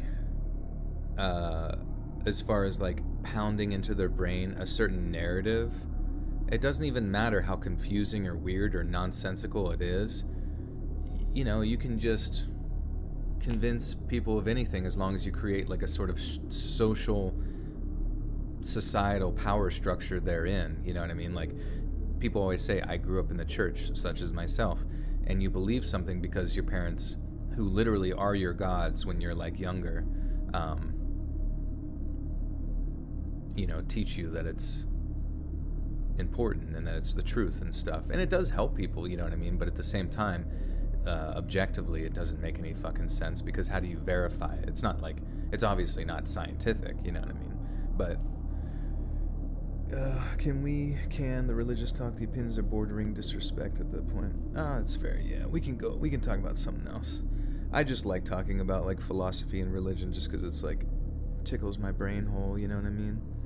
And I do ask that people are obviously respectful to, and I don't want to be, I'm not trying to be disrespectful. I think it's good to express your thoughts on things and stuff like that.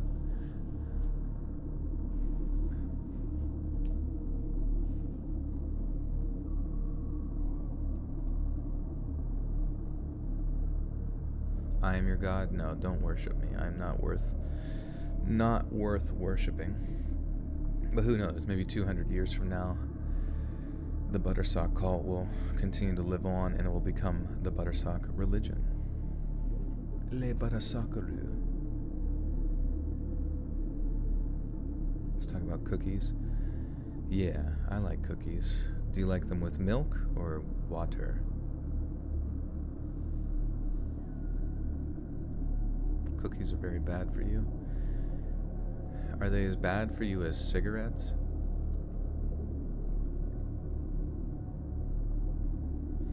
I have a question for you, Joel. If you had all the evidence that Christianity is true and all your questions about God answered, would you believe? Yeah, I guess that would be a logical conclusion, right? Like if I got to like have some sort of, out-of-body experience where God transmogrified my consciousness up into his throne room and was like, you dumb idiot. How even dare you make a silly joke and ask questions?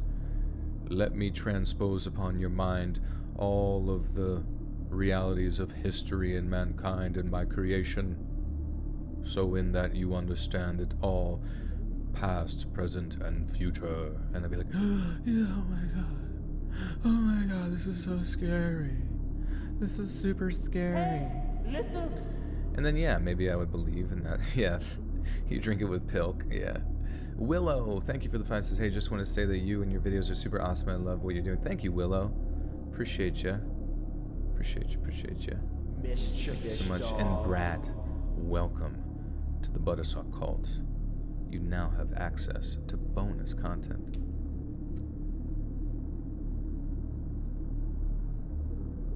About to leave unless we get back to the stories. It's up to you, Rob, man. Like I say, usually I'm reading stories. I'll have them all edited tomorrow, for normal video, Monday, Wednesday, Friday, 7 p.m. The streams for me are a cathartic experience in which I get to interact with my fans, and I get to say silly things, and it's a good time.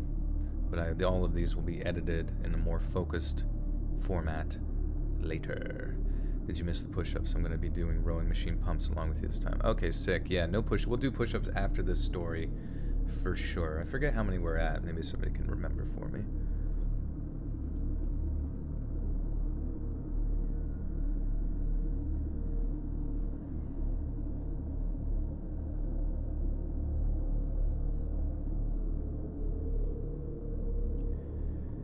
It's not just for aesthetic purposes either, folks, because every time you go out into the wilderness, a little bit of the wilderness goes into you too. For some folks, namely city folks, that can be a good thing. It opens the mind, helps them better appreciate the simple things, like a warm, soft bed or a good shower. But for other folks, the Appalachians get into them in a way that a demon might possess someone's soul. It burns them up inside, burns everything good out of them, until all that's left ain't fit to be called human. I've heard stories of people taking their own lives after through hikes. Taking their own lives after through hikes. Is that a term? Through hike? Ever got mad at a fan? I probably, yeah. I mean, I think just oftentimes, like,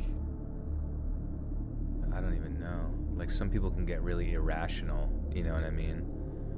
With their expectations of me, or maybe something I've said, or I don't even know. I get frustrated when people think that, like, they deserve my attention or something like that, or like they deserve my time. Weird things, like, I don't know, it just weirds me out. I'm just like, you don't know me. What's your favorite type of stories to tell? Ghost stories are my favorite. Yeah, Entropic. I love ghost stories. I don't get to tell them too often because they don't do as well on the channel as I'd like, but definitely some of my favorites for sure, just because they're so weird and interesting. Ever heard about staircases in the woods stuff? I heard about that story, but I forget exactly what happens.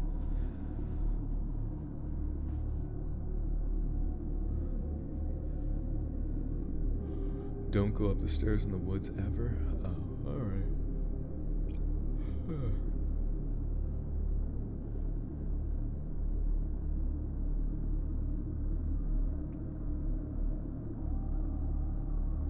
Is it a true Appalachian thing? Pilk? I wish. Everybody from Appalachia drinks pilk. It's a delicacy. That'd be so funny.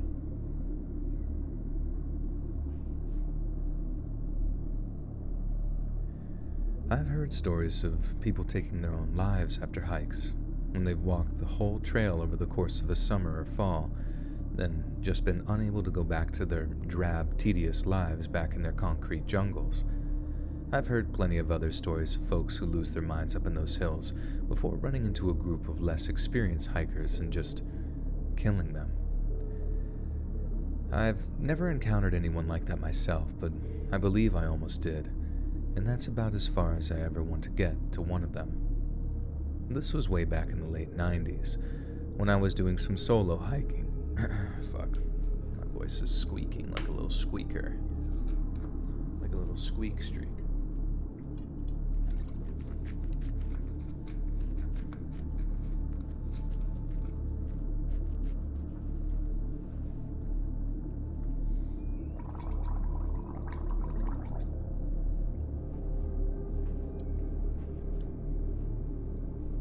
Did y'all see E3?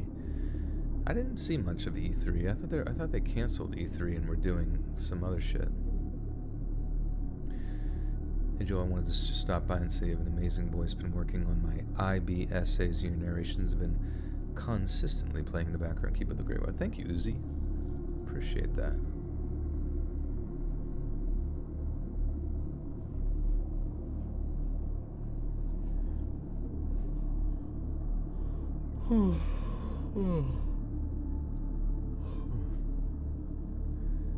This was way back in the late 90s, when I was doing some solo hiking up in Great Smoky.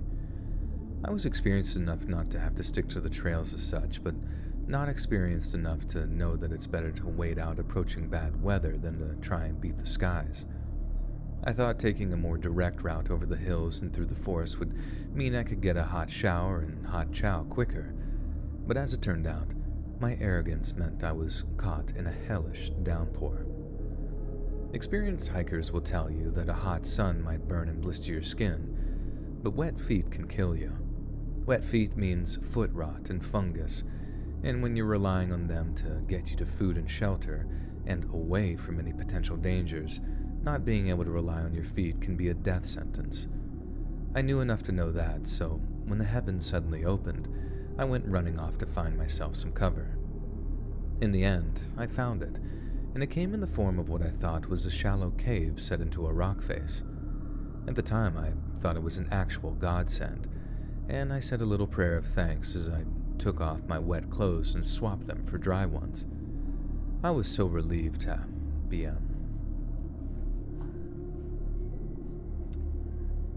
Breath of the Wild 2 will never be released. Yeah, I think they canceled it. I think they said, hey, we'd rather people never have fun ever again. And also they said, I think they said fuck you in Japanese. I forget how you say that. At the time, I thought it was an actual godsend. I said a little prayer, but I was so relieved. Wait. At the time, I thought it was an actual godsend, and I said a little prayer of thanks as I took off my wet clothes and swapped them for dry ones. I was so relieved to be out of the rain that I didn't actually check out the deep kit.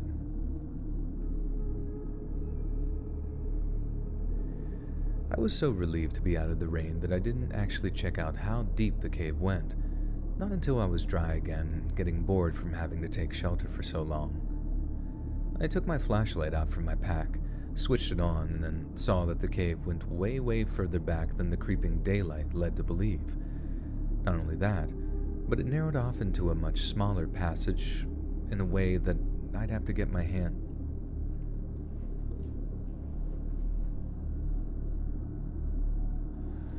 Not only that, but it narrowed off into a much smaller passageway that I'd have... I see, passageway. I was like confused there. I'm just always confused, guys. Just endlessly confused. Can't even read my own language.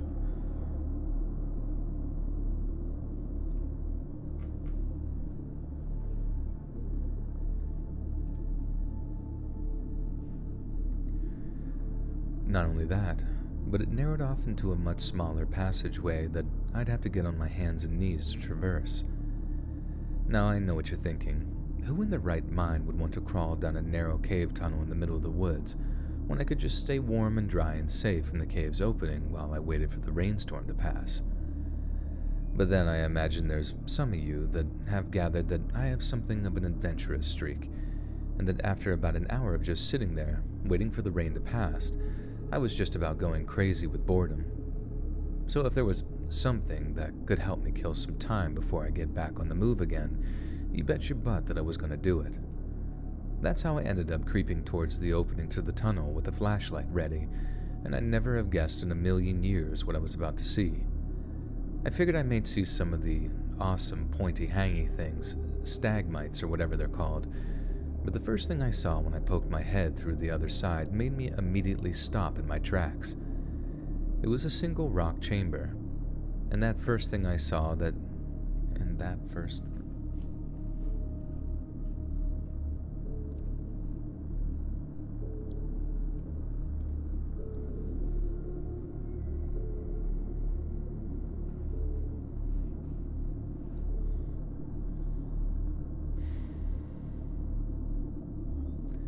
You go to Goodwill, you look for creepy, possibly haunted objects. Yeah, I've never understood Goodwill. Like, it's such a... well, I've understood it, but it's such a great... it's such a great marketing thing. Like, don't they make all, like, 100% profits? Like, none of it goes to charity or anything like that. But it's, like, marketed as if though it is charity or something. And then literally all of their product is just given to them by the local population. An even better idea. I don't know. Joel, I was letting my cat rove the neighborhood today, and he ran into someone's house and hung out under my neighbor's bed, lying in wait to attack his teacup Yorkie. That's awesome. Did that neighbor call you to say that, or? Because that would be scary. You let your cat out and it just like joins someone else's family.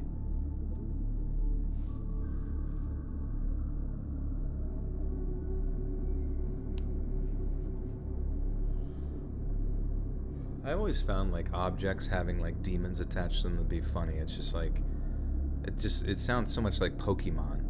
Like you pick up a fucking little statuette. I choose you, Satan, go.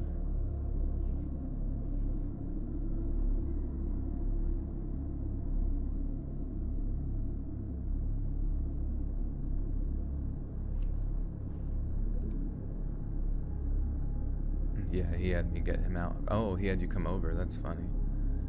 Is this the Joel? It might be Andrew. Are you the Andrew C? We've been talking about you all night for the past 2 hours.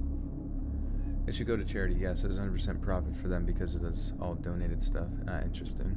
I just think it's funny, like, that everyone, like, is kind of under the interpretation that it is some sort of charity.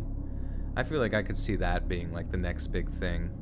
like next big political push or something on TikTok being like, did you guys actually know that Goodwill is actually not charity and that we shouldn't be shopping there and thrifting there and stuff?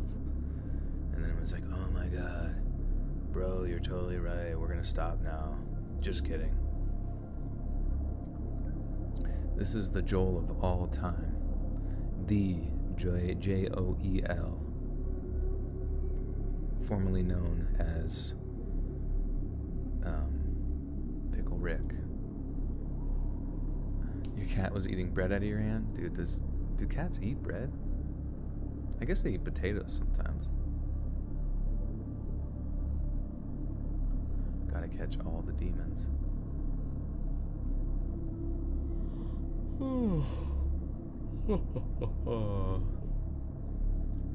Okay. It was a single rock chamber, and that first thing I saw that made me, and the first thing, that's where it fucked up, okay. It was a single rock chamber, and the first thing I saw that made me think, hold up, was signs of human habitation.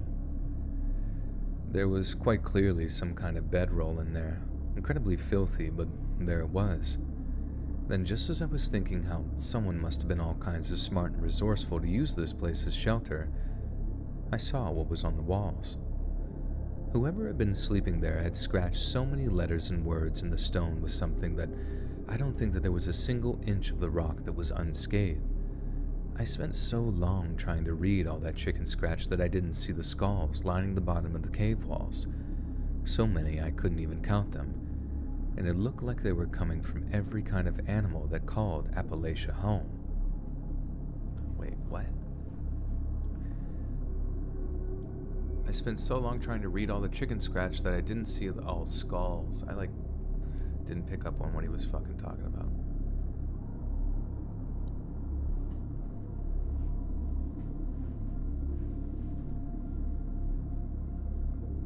Yeah, I can't, I try to watch TikTok, but okay, so I watch YouTube Shorts, right? YouTube Shorts will keep me enthralled, just ADHD enthralled for a long period of time, and I'm just like, oh yeah, I gotta watch that, I gotta watch that. And I think it makes sense because my account has existed for so long that it just knows the stuff that I'm into or whatever. But I guess obviously TikTok has to formulate its algorithm to you to figure out how it can trap you. But almost every time I sign into TikTok, the first one or two things that it shows me are just so insanely fucking cringy and unentertaining that I don't even spend any more time than it takes me to just upload whatever thing I have to get on there and get out. But it was weird. This one video had 1.2 million likes or something on it, and it was literally two sisters, or two, a sister and a friend in a car, and they were from the South, and they were having their younger brother chug Sprite or chug Mountain Dew or some shit like that, and he was a little bit of a hyper kid, and he was kind of they were telling him to hold his burps in or something like that, and that was it. That was the whole fucking video. And then the girl in the comments, the friend was here's it from my angle, and all of the comments were just this was amazing, this was nuts, this was another level. And I was just what the fuck happened? He drank soda really fast. I can do that. I can drink soda, and I won't even burp once. Jensen, welcome back for 26 months, over 2 years. 2 sisters, 1 cup. Speak of the TikTok master himself, the king of TikTok, original Jensen. TikTok literally makes you dumb and mentally ill more than other social media sites. I do hear that it reprograms or affects your prefrontal cortex to an extent, which is a bit scary. You prefer TikTok to YouTube these days? I try to resist it, but it finally got me. I mean, I guess it's also a cultural thing too. If what you're into is just present on that particular subculture, like YouTube, I don't know, I just like longer form content, you know what I mean? Did TikTok change? I thought it was only videos under 60 seconds. I think they changed to 3 minutes. And I think they're even talking about moving it up to 10 minutes to be more competitive with like YouTube and stuff.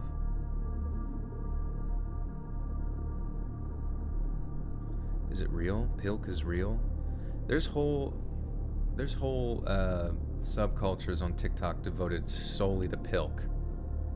People who just worship Pilk. Pepsi milk. Filling Joel with soda and Mentos till he fucking explodes challenge. Good luck catching me.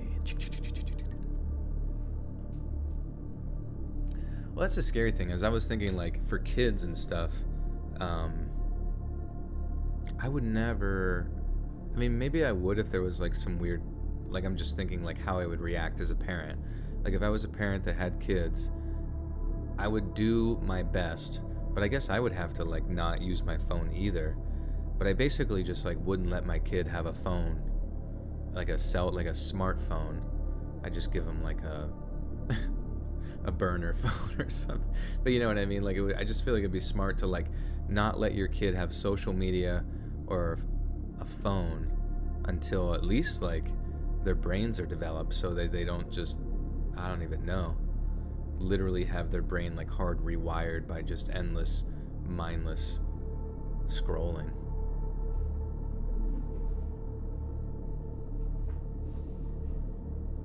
Joe Rogan had an expert about TikTok, and he said that in the China algorithm is all about culture, science, coding, and countries like the US, the algorithm encourage more dances and entertainment.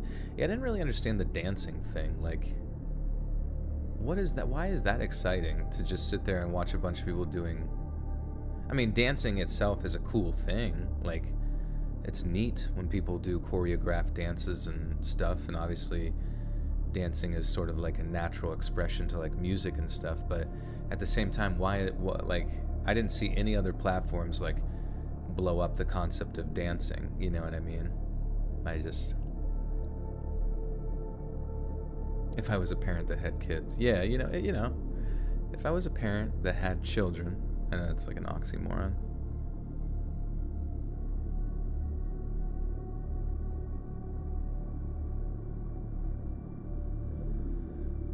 If I was one of those parents that also had custody of their kids, I don't know. It's also just like an untouched, like, direction for human psychology, like just having unlimited access to everything at, you know, just all the time. Everything, what is it? Everything all the time. And I just don't think that's a good thing for, like, a developing brain to be exposed to, you know what I mean, at all times. Just endless comedy, like, especially for as, like, influential as kids are. I mean, that is interesting. Like, the Chinese government literally promotes, like, being intelligent, while, like, ours is just promoting, like, being narcissistic and dancy, you know what I mean? I mean, dances are cool, but, like, is that the only thing you want to teach, you want to promote to your kids? Obviously not, but...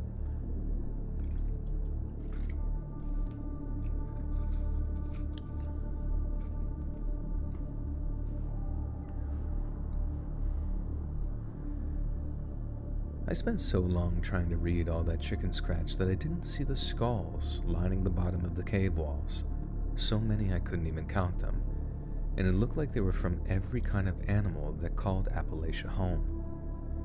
I was understandably nervous after seeing all of that, but my blood didn't run cold until I saw the skull that quite obviously belonged to a human being. I don't know how a person could get their hands on a human skull, as there are so many old burial sites around these parts that it's not out of the question that they just maybe found one. But as we all know, that's not the only way a person can get their hands on a human skull, and I definitely didn't want mine to be the next skull lining that wall of that chamber. After that, I wasn't too happy about hanging around as I had been previously, and although it was still raining, like...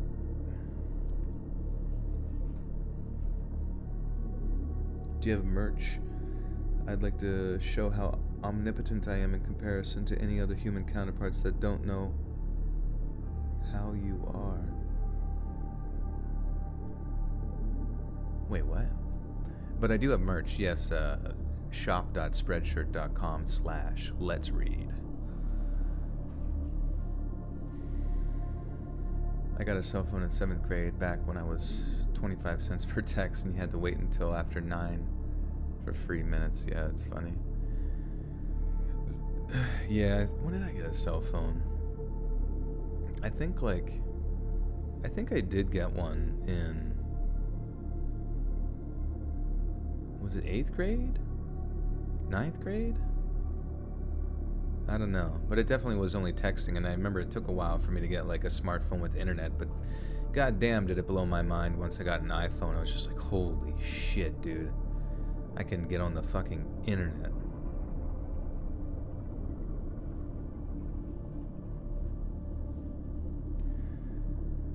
After that, I wasn't too keen on hanging around as I had been previously, and although it was still raining like the deluge out there, I decided it was better to take my chances getting soaked than hang around and wait for whoever lived there to come back.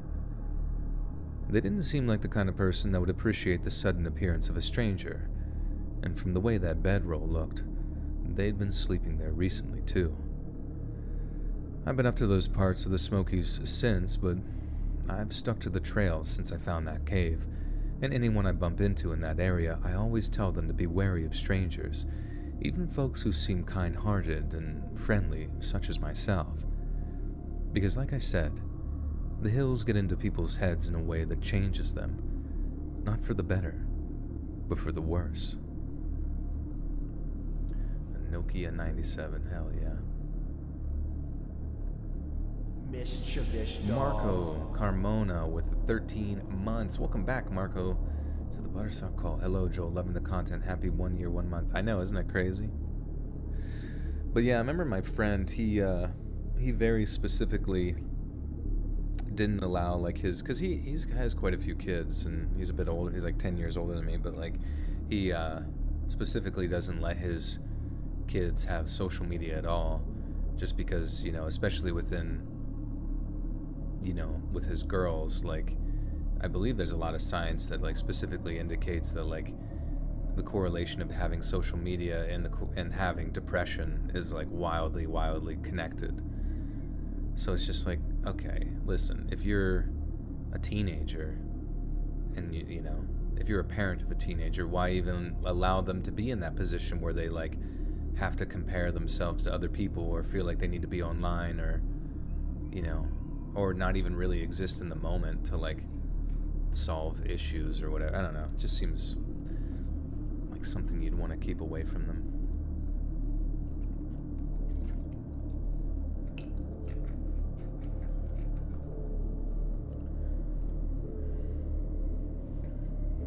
Okay. So now we're on to the true crime related stories. Does anyone remember the OG Nintendo DS? Yo, does anyone remember the OG Game Boy? DS is new technology to me.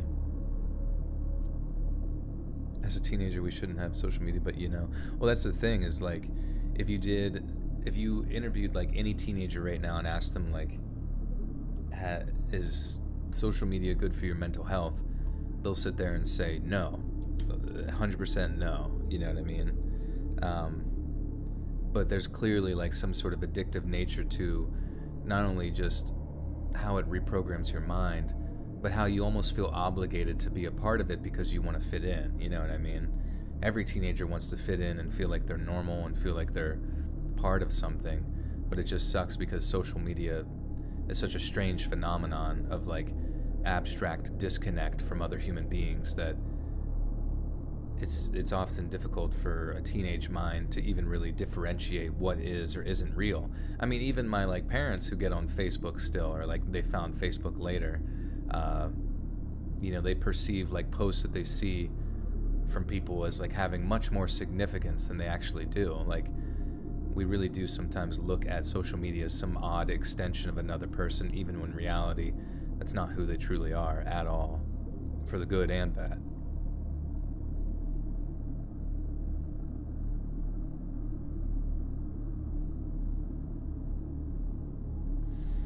It doesn't even feel right talking on here because I don't know who you people really are. I always use my real name and pic. Well, Gary, I would suggest not using your real name and picture on the internet because, you know, it's like telling a stranger or giving a stranger your ID or something like that. Not really, but...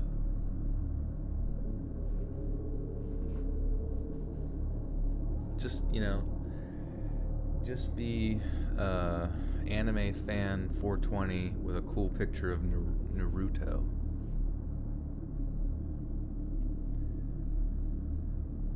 Although serial killers are not a uniquely American phenomenon, it's undeniable that such malevolent criminal behavior has captured the national psyche, with some of the most celebrated pieces of American cinema detailing the exploits of both fictional and non-fictional serial killers.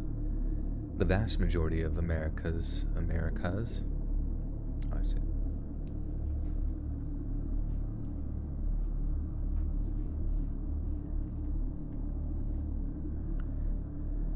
The vast majority of America's most famous serial killers seem to have operated in what we might call the golden age of serial murder, which the crimes of Bundy, Gacy, and Dahmer, spanning from the early 70s to the late 90s. Oops.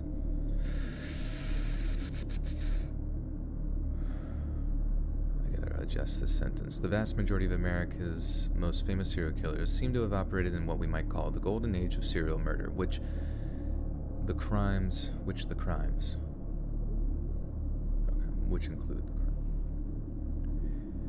The vast majority of America's most famous serial killers seem to have operated in what we might call... Hey, Marco with the 5 says, it's finally raining around here, West Texas, after a month of dry heat and some windy days. How's the weather over there, Joel? It's honestly been kind of odd. Like, it's supposed to get hot in the middle of this week, but honestly, like tonight, it's like, it was like 70s recently and just like 60s, 70s, and then dropping down to like tonight's supposed to drop down to 40s, which is weird. It's like fucking late June, and it's gonna be chilly. But then it's gonna jump up to like the 90s soon, so. AER, welcome back for 13 months in the Buttersock Hole. 13 months, Joel. Still loving every minute of your content. Hope everything is well. Less than 3 years. 3 years. Thank you, AER. That's crazy. 13 whole months. Y'all just be sticking around. That's a real pic of Route 66 sign in Amboy, California. I promise that it's not been tampered with. You have to be on our I clean my social media at the end of the month and unfollow a handful of people. It's good to do. And it's weird too, because if you ever unfollow someone and then they get offended by it, it's always weird to me. It's just like it's like your social media is not you. You know what I mean? Who cares, you know? The only thing that's you is like your perception of yourself and your like interactions IRL, you know? Just focus on that.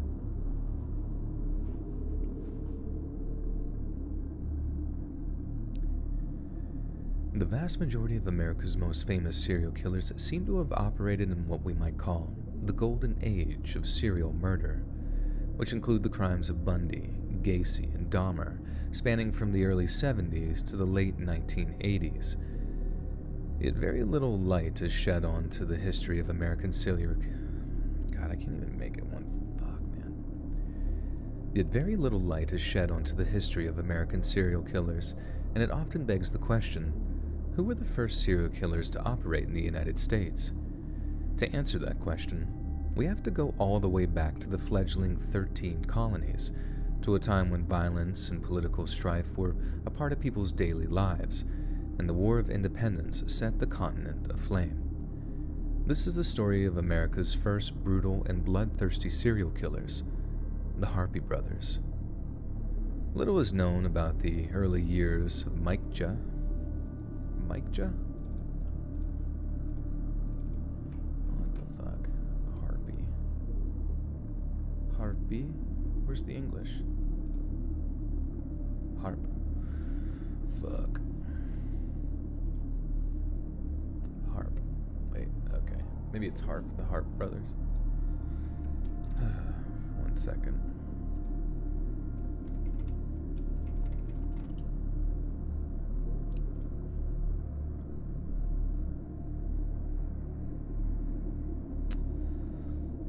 I gotta listen to this person's video real quick.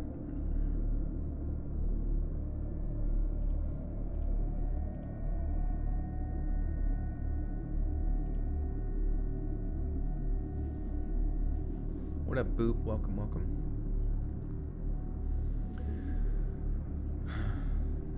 Sorry. Every time I watch somebody else's true crime, it always takes them forever to get to.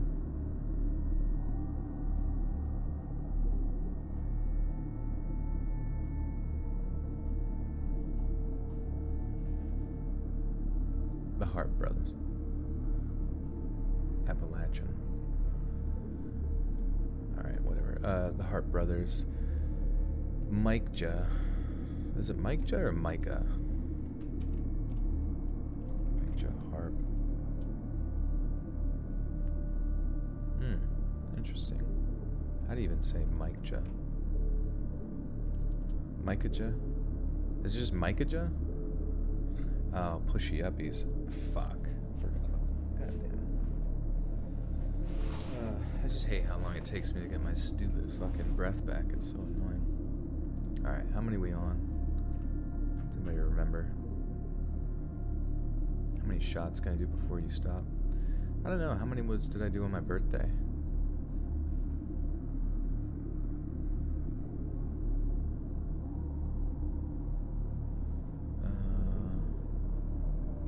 Doesn't even everybody remember how many push-ups we're on? Mike Ja, okay. Does it pay to be notoriously famous or to be celebrity famous? I really wouldn't say that I'm either of those things, to be honest with you. I'm just like Z-list celebrity, you know, on YouTube. I'm famous to you guys, but I'm not gonna like walk outside and be anything more. Please, 69. No, I need the real number, my friends. It's 40 something. I feel like it's like 48 or some shit. I'll be skipping push-ups tonight. I rode all day. I'll do them in spirit with you. That's okay, Timo. 50 because you missed one last stream? Wait. No, we're not at 50 yet. I thought we were at 48. And because I missed one, or like I missed a stream, or...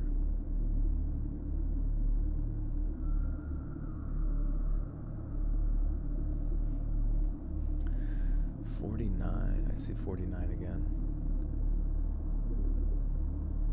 It's good to know people, but not to be known, really. Yeah.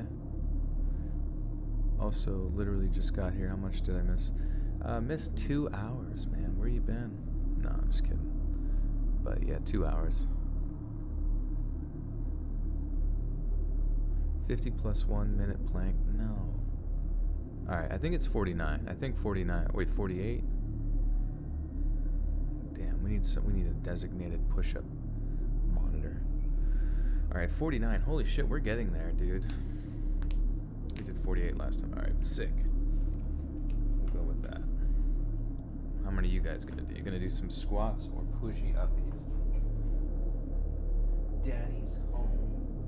Time for push-up. Alright. Fuck. Here we go.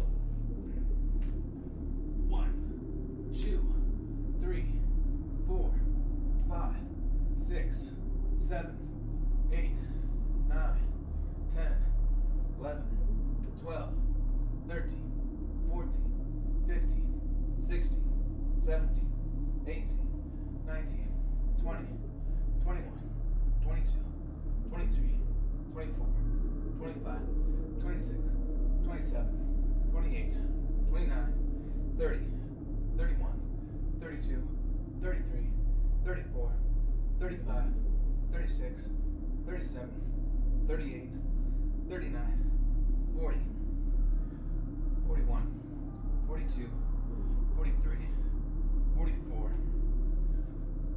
45, 46, 40, oh, fuck. Fuck, alright. 46, fuck, I fell. Fuck.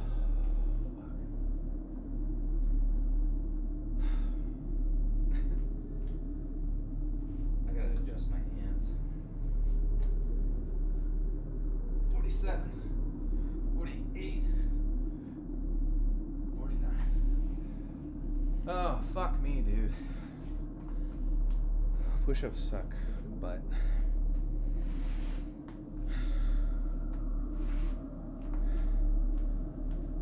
oh my god.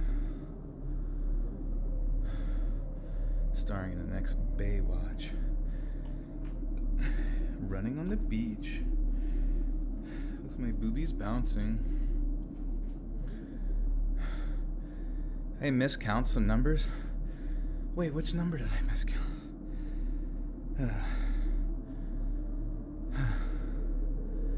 Go on vacation, I'll lift this White Claw to my mouth 50 times, yes. 50 sippies.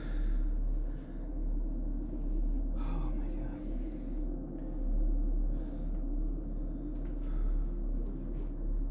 But the feeling that your chest is about to explode is amazing.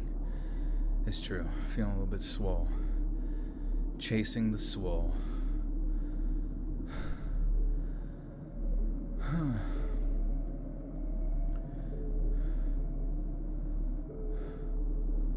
The heavy breathing. I try not to. It's just hard to control it. Correlation and causation with relevance to depression is intensely high. Yeah, with social media. I know, I'm a scientist. It makes sense. Am I dizzy? No, I'm not dizzy. I'm swizzy. Okay, yeah, remember 49. So we'll do 50 next time. Dude, fuck, dude. I feel like I've reached my cap, to be honest with you. But it would be sick to get 50 in a row. Am I a mad scientist? I'm a scientist and I'm pissed off.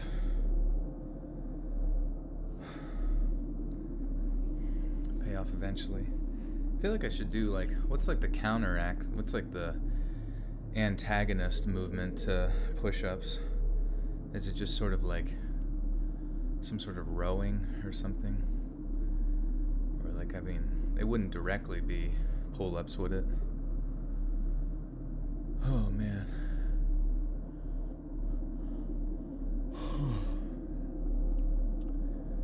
You have to go plus extra. How do the push-ups every stream start? Dude, I don't even remember. They just be happening. Sit-ups. Oh my god. I do have an ab mat. Sit-ups would be kind of good. But then you guys would just be listening to me work out for the next stream. It just takes 3 hours. It's not even saying anything, just going, 42, 23. What time is it there? It is 1:05 a.m. Doesn't feel like it. Feels fucking early, to be honest with you. Good morning from London. Thank you, Chin Chin. Pull downs. Gotta push the whole earth away from me. Okay. Planks. Spanks. Spanks for the planks. Okay.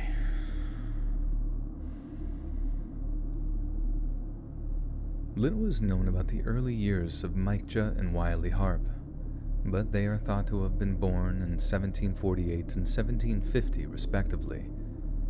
They were the sons of Scottish parents who had emigrated from their native land in either 1759 or 1760, and although it's been speculated that the Harp brothers were actually first cousins, we know for certain that they settled in Orange County, North Carolina between 1770. Whew, I'm still out of breath. It's weird that reading makes your breathing fucking worse.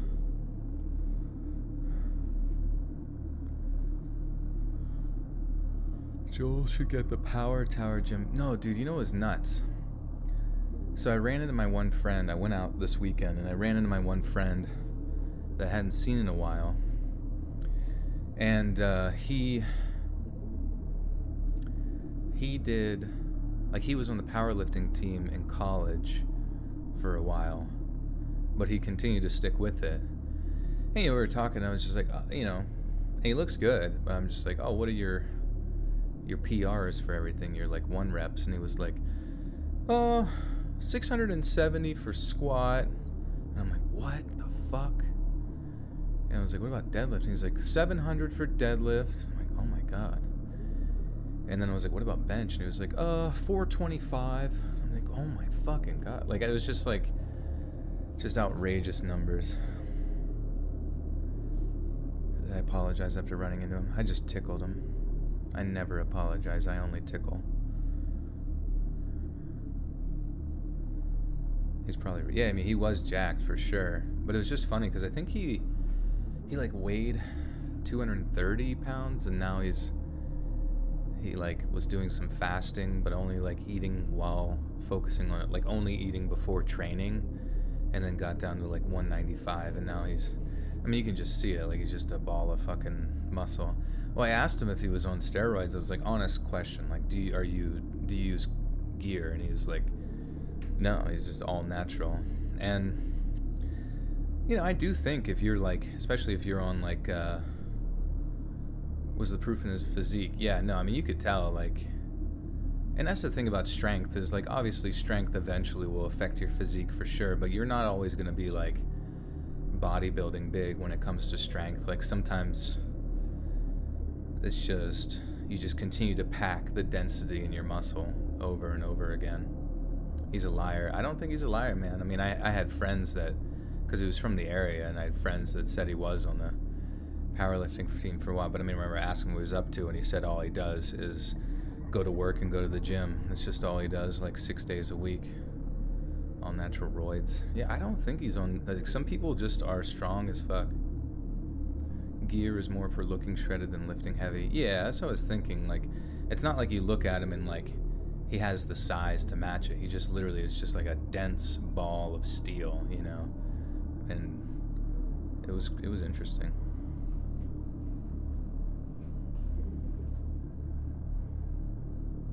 Very sus. That I could ask him that and he didn't get pissed off.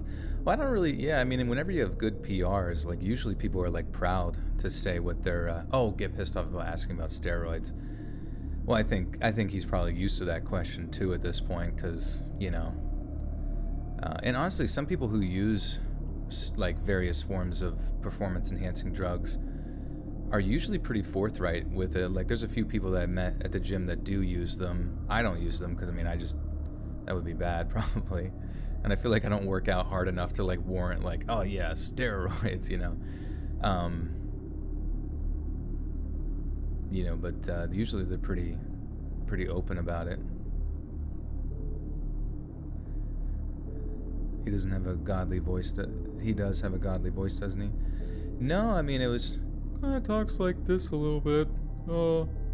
Yeah, so like basically I just kind of do this kind of stuff and go to the gym and go to work, and yeah, I don't know. It's kind of like, he's an interesting character. It's just, I don't know.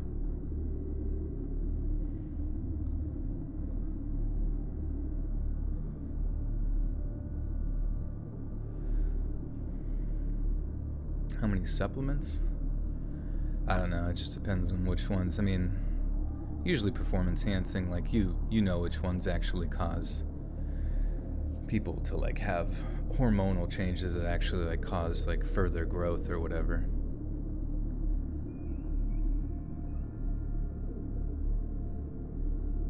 Yeah, you wouldn't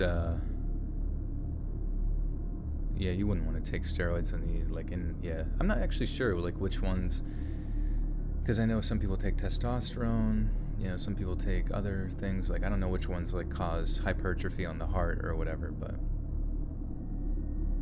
that voice could be a cartoon, that'd be fun. Yeah, I don't know, what I mean, like it just kind of talks like this and sort of just lift 700 pounds, I guess. It's just sort of where I am in life. If you did a pill while going on steps, there'd be steroids. That's funny. I hope you're all okay. Thank you, Blaise. It's a great name. Theoretically, we could all be shredded. Takes time and energy. Yeah, that's the thing, is like, even people who use performance enhancing stuff, like, I don't look at, like, a lot of people just, you know, they wave everything off, like, oh, I could do that, you know, if I was on those. And it's like, nah, dude, you still have to be that person that goes, you know, 6-7 days a week, and you still have to eat well. You have to give your body the fuel. It's just necessary. It's just that it just so happens to, like, affect people's, like, hormone machine to the point that it, like, enhances all of that process, you know what I mean? So it's, obviously I wouldn't suggest doing it at all, but you still have to be devoted. You know, I think a lot of people get to the point of taking steroids or just taking performance enhancing drugs because they think that they've reached some type of pinnacle in their training, and that they want either the next step to get them through. I don't know. To me, steroids are kind of weird because it is a little bit, like, narcissistic. It's just like, why? Do you really need them? You know what I mean? But at the same time, it's like, hey, if you're putting the time in and that's what you want to do with your body, like, as long as you know the side effects, it's a free country. It's a free country, brother. I sell, like, protein and protein accessories. Do I ever go twice a day? No. I think there might have been a time where I've, like, done some sort of cardio and then lifted too, but yeah, I mean, I've known people that go and do twice a day workouts, and I'm just not all about that. Believes in unicorns with advice says, it started one night when you were tired. You said, I'm about to do some push-ups, y'all. Who was with me? And then it morphed into every stream chat. Oh, okay, sick. That's all I need. That's all you guys need from me, is just to get tired, and then we develop a new routine. I feel like we need, like, another thing in the stream, because we got me twerking, we got me drinking once a year, we got me doing push-ups. We need something else. Listen. Oh yeah, if you're a social media person, yeah, making money off of looking good, that's true too. But it just sucks, because then they try to, like, sell some sort of product or, like, whatever. How old am I? I am 32. Just turned 32 a couple weeks ago. Nandrolone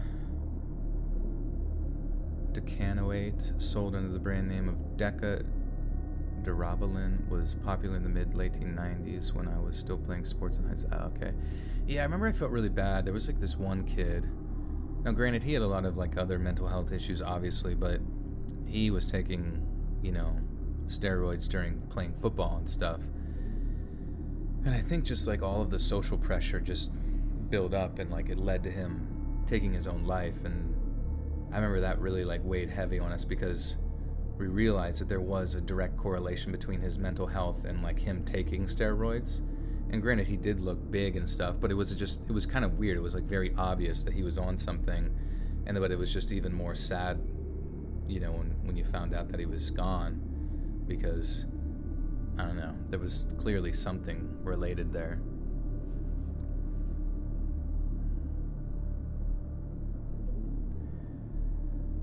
They were the sons of Scottish parents who had emigrated from their native land in either 1759 or 1760. And although it's been speculated that the Harp brothers were actually first cousins, we can know for certain that they settled in Orange County, North Carolina between 1761 and 1763. Like many of the Scottish settlers in the 13 colonies, the Harp family were staunch Calvinist Protestants, meaning that they were fiercely loyal to the King of England. Nicknamed Tories, such people often joined regulatory militias which put down rebellions among those who resented royal interference. Ironically, at the advent of the Revolutionary War, the Harp brothers.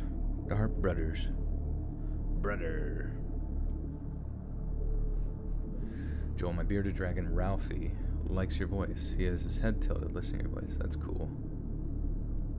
Dude, you're, like, super old. Got it. Kidding, I don't think being in your 30s being old. Oh, thank you, yeah. No, it's weird. It's like, I don't know, I look back in my 20s and I'm like, holy shit. It goes by pretty quick. I mean, like, at the same time, like,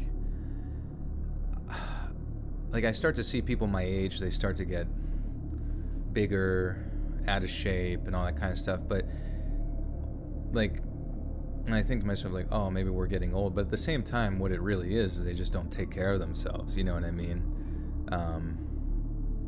And they just don't try. They just, like, either stop trying or their diet goes down so far downhill that, like, you know, that's just, I don't know. I think just as you, like, you definitely can continue to, like, feel young and look young. You just have to, like, put in the time, you know, as far as, like, making fitness a lifestyle, doing cardio often, or doing lifting often, or whatever, you know, martial arts, or rock climbing, or whatever the fuck you're into. Going walking every day, you know. You can, I don't know, healthy diet, avoid alcohol, avoid cigarettes, avoid all that shit. You have his voice. Whose voice do I have? You're in your 50s. Sometimes you wonder how. Yeah, that's the thing, is, like, there's this guy at my gym. He's like 53, and another guy's actually in his 50s as well. They both look awesome. They look great, and they're doing great, and, you know, they have some aches and pains here and there, but I asked them what it was, and they're just like, you know, I just kept going, you know. I just kept coming to the gym. I just kept trying my best. I made it a lifestyle, and this is where I'm at, you know. You're only as old as your TRT prescription. I know I've had some friends say when they get old, maybe they'll take some testosterone, but I just don't. I don't know. I think that sounds silly goose. You've lost 75 pounds since December. Congratulations. That's awesome. Keep going. Well, till you get to a healthy weight, obviously.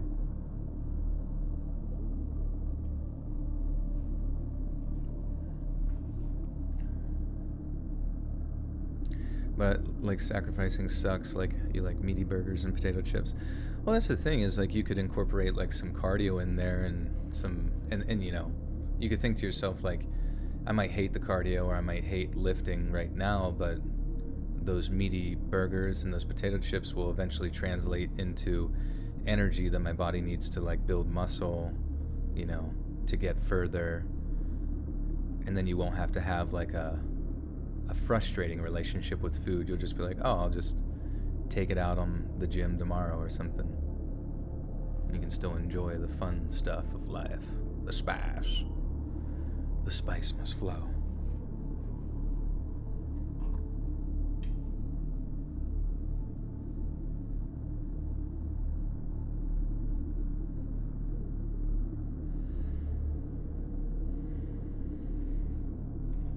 The body is an amusement park, not a temple. I guess it just depends on what your goals are, you know what I mean? Do you want diabetes, or do you want to look sexy? I think you can have both, probably. Ironically, at the advent of the Revolutionary War, the Hart brothers attempted to enlist with patriotic American forces rebelling against the Crown. But due to their families' past associations with Tory militias, they were refused entry to the militias on suspicion of being spies. Some historians have speculated that this led to feelings of resentment and persecution among the brothers, but it's much more likely that they were indeed hoping to work as spies, as they soon began butchering revolutionary sympathizers with a frightening level of zeal. It's believed that the Hart brothers were residing in North Carolina during this period of hostilities, and that following their rejection in a revolutionary militia, they joined what was known at the time as, oh god, fuck. This is probably not a good, It says they joined a rape gang, which is probably not something I can include into a YouTube video, because it's, I don't know, it's just like a red flag as far as, like, language goes. Is whey protein supplement like steroids, or is that different? It's definitely different, because as far as I know, like, steroids, like, helps to increase, like, like hormone production and certain things. First off, I just want to say I don't know much about it, but whey protein is just basically like taking the protein aspect of milk and then completely isolating it and then turning it into powder so that it can be reconstituted in water at any time, and then you can consume a very, very specific and concentrated form of protein, you know. And I guess it's like one of the most sort of concentrated versions of protein, because protein is literally just, protein. It's not steroids. It's not steroids, but I think the next thing, like the closest thing to like just pure protein, or like the cleanest protein, would be probably eggs, I guess.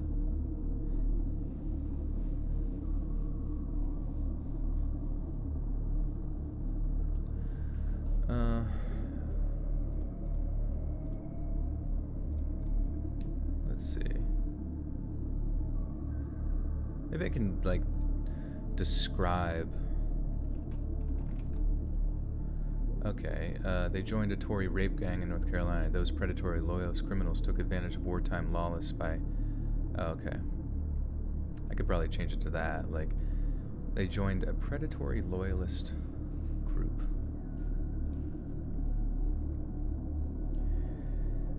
It's believed that the Harp brothers were residing in North Carolina during this period of hostilities, and that following their rejection from a revolutionary militia, they joined a gang of individuals that were predatory and loyal.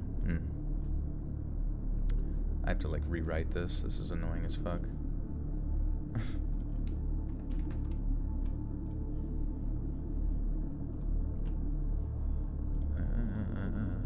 Sorry. I literally just have to rewrite this whole sentence. It's believed that the Harp brothers residing in North Carolina appears that following the rejection of those known as a...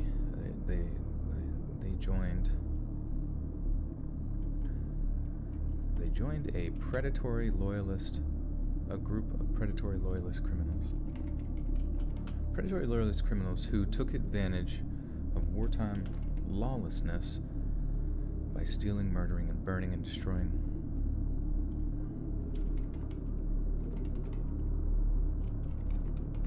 Yeah, we'll just go with this, sorry. It's believed that the Harp brothers were residing in North Carolina during their period. During this period.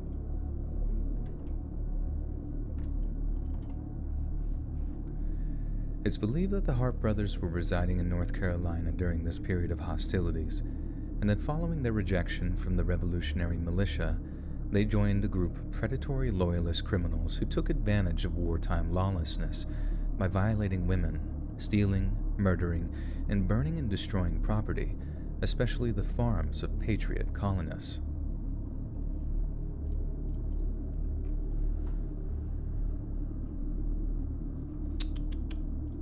Okay, we did it. Let's read typing ASMR. Oh, yeah. Loyalist criminals. Joe, would you ever join Cameo? I'd pay lots to have you read some Poe. Oh yeah, if I joined Cameo, what would be the specifics, like what kind of work would be expected of me there?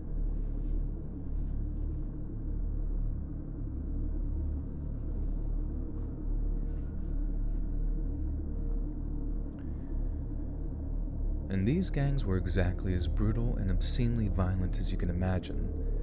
And as well as living up to their names, they would loot, murder, kidnap, and burn their way through areas throughout a harbor patriotic.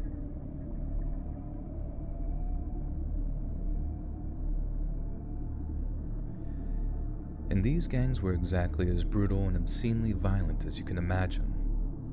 However, the crude epithet was intended as an insult by the revolutionaries, and officially speaking, the Harp brothers' gang were called military associators, men who fought for the crown, taking only what they could loot and steal as payment.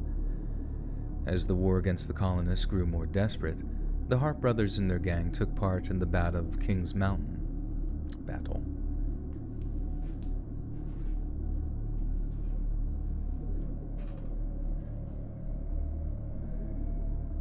As the war against the colonists grew more desperate, the Harp brothers and their gang took part in the Battle of Kings Mountain in October of 1780, as well as the Battle of Blackstocks in November of 1780. Yet efforts did nothing to slow the progress of the revolution, and following the decisive British defeat by Patriot and French forces at Yorktown in 1781, the Harp brothers fled North Carolina to seek refuge with the renegade Chickamauga.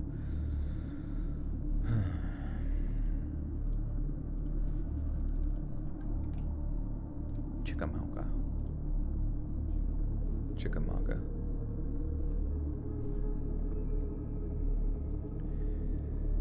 Yet their efforts did nothing to slow the progress of the revolution, and following the decisive British defeat by Patriot and French forces at Yorktown in 1781, the Harp brothers fled North Carolina to seek refuge with the renegade Chickamauga Cherokee tribe in the Appalachian Mountains.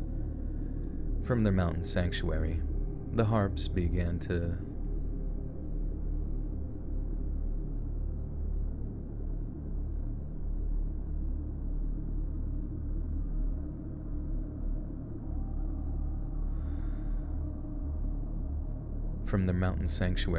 the Harps began a series of revenge raids against the newly liberated Americans of the United States, the first of which was a devastating attack while in the company of 400 Chickamauga tribesmen on present-day Nashville, Tennessee.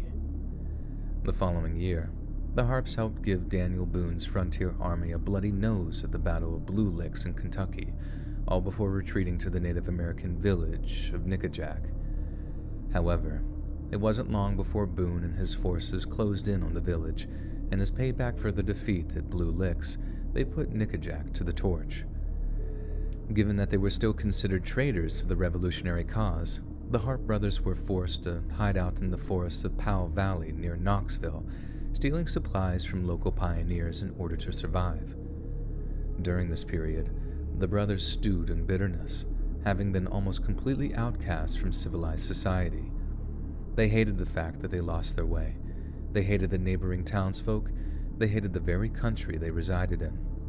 And so, instead of simply giving up the ghosts and facing up to their treacherous.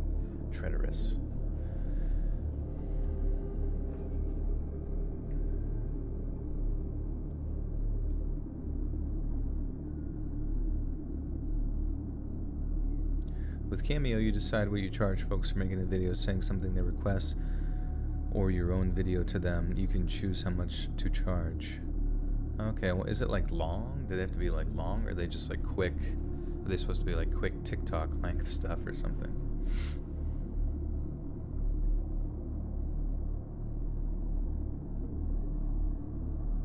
You're trying to get back into fitness here, wondering if there's somewhere you can get exercises to do. Yeah, I'm sure there's a lot of programs and stuff you can find out there. I think it's important to sort of ease back into it, and honestly, if I were you, I would probably consider like having somebody write you a program, or like getting a personal trainer to show you like how to do everything appropriately, just for safety's sake, you know, for a couple of months or something.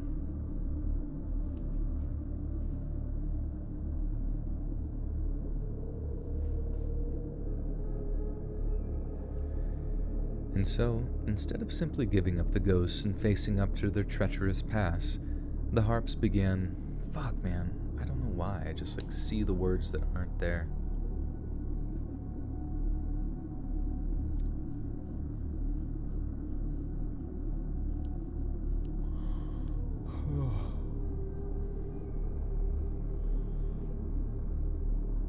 And so, instead of simply giving up the ghost and facing up to their treacherous past, the Harps embarked on one of the first campaigns of serial murder in American history.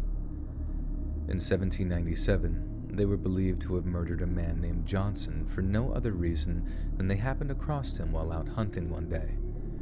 After killing him, the Harps then cut open the man's chest, tore out his internal organs, filled the cavity with rocks and stones, then urinated all over him. Following the discovery of the man's corpse, a huge effort was made to find the culprits, forcing the Harps to flee north into neighboring Kentucky. They entered the state of the Wilderness Road near a place known as Cumberland Gap, and on their travels they came across a traveling salesman named Peyton. Peyton offered to sell the Harps some of his goods, but upon hearing him talk in glowing tones of the newly founded republic, Micah Harp flew into a rage and beat the man to death.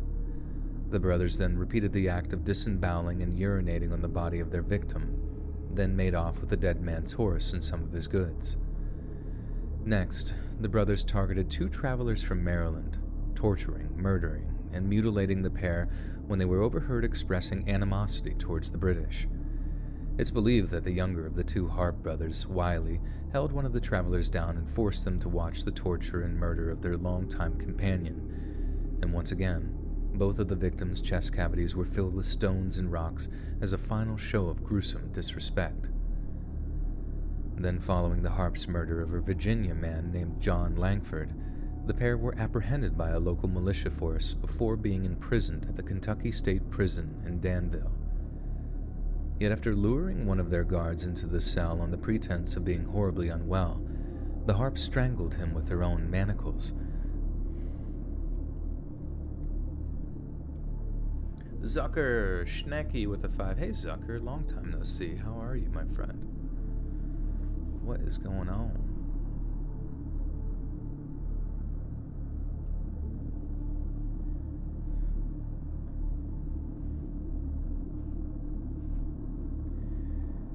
Yet after luring one of their guards into the cell on the pretense of being horribly unwell, the Harps strangled him with their own shackles, took his key, then escaped into the surrounding wilderness. Once the alarm was raised, a posse of jailers and militiamen were sent after them. Somehow the Harps found out the identities of the men who'd formed the posse, and as revenge, they snuck into a nearby town in the dead of night, hunted down one of the men's families, and then slaughtered his young son. Man's family. God, some of these sentences, just like 50 of them in one.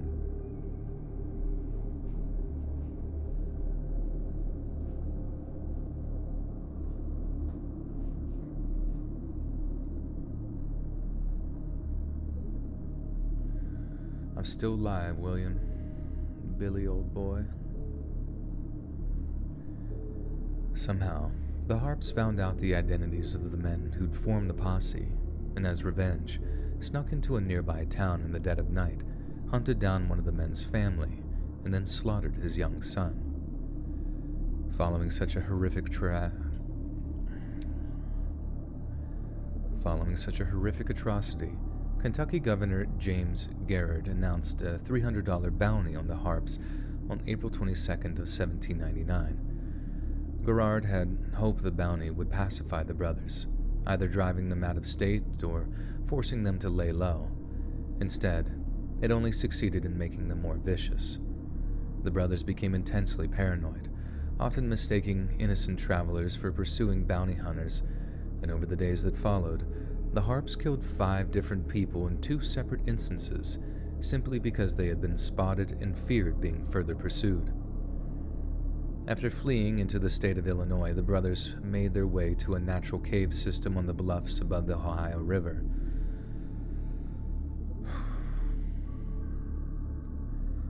After fleeing into the state of Illinois, the brothers made their way to a natural cave system on the bluffs above the Ohio River, only to discover it was the stronghold of a band of river pirates led by the infamous Samuel Mason. Mason welcomed a pair of fellow outlaws into his midst, especially when they asked only to be sheltered from the law, and would aid the gang in their raids while only asking for food, water, and a place to sleep in return. Mason believed the brothers would be something of a boon to the gang, but he soon realized that they were nothing but a burden, and a shockingly evil one at that. Generally speaking, the Mason gang killed only when they needed to, and only every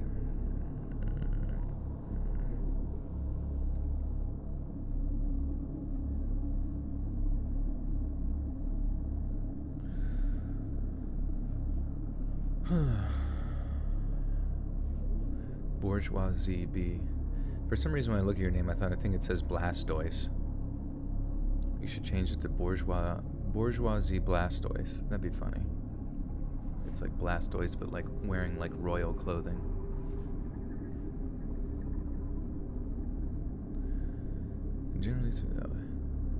Generally speaking, the Mason gang killed only when they needed to, and only ever for monetary gain.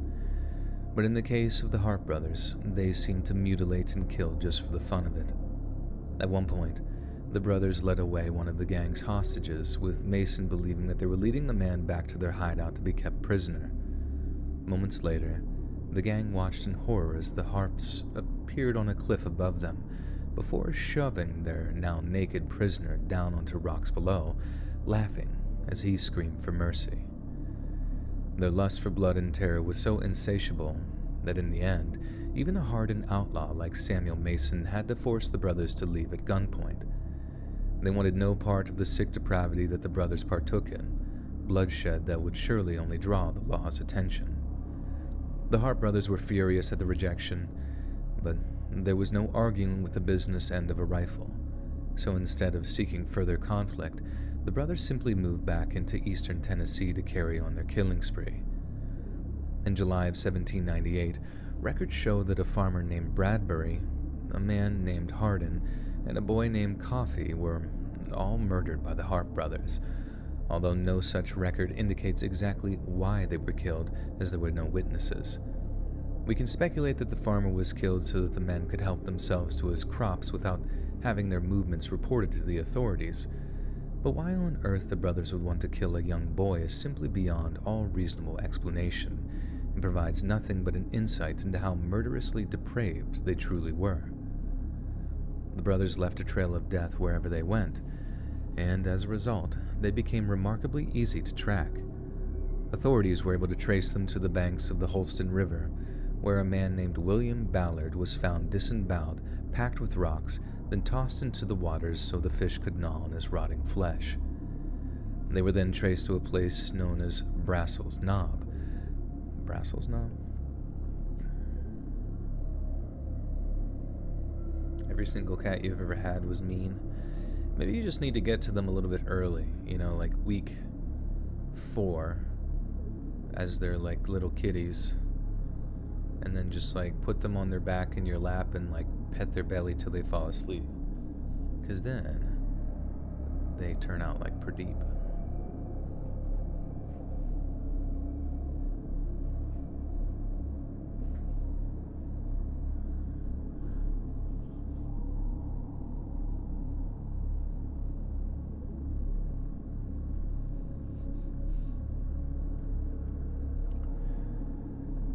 They were then traced to a place known as Brassell's Knob, where the body of a man named James was discovered with his home ransacked and his throat slashed. To evade authorities, it seems the brothers then crossed state lines into south-central Kentucky, where the discovery of 2 bodies seemed to bear all the hallmarks of their grisly handiwork. John Graves and his teenage son was found dead near Logan County, with extensive mutilation to each of their skulls, most probably having been caused by the axes they were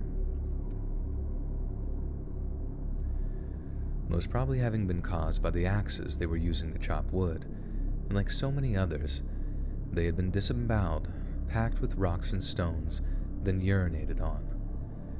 It seems just a few nights later the brothers came across an entire family sleeping in a camp not far off the trail from where they were walking down. If we're to believe that their signature was disembowelment, this family of 5 also fell victim to their bloodlust, and once again, they needlessly slaughtered an innocent child who would have posed absolutely no threat to them whatsoever. This is one of the few crimes that the Harps ever expressed any real remorse over, with Wiley Harp confessing that he'd bashed in the infant girl's head against a tree because her wails of terror irritated him. The brothers' killing spree continued all throughout the summer of 1799, but the more lives they stole, the bigger the pursuing posse grew. It swelled with the family members of those they'd slaughtered, men who sought to wreak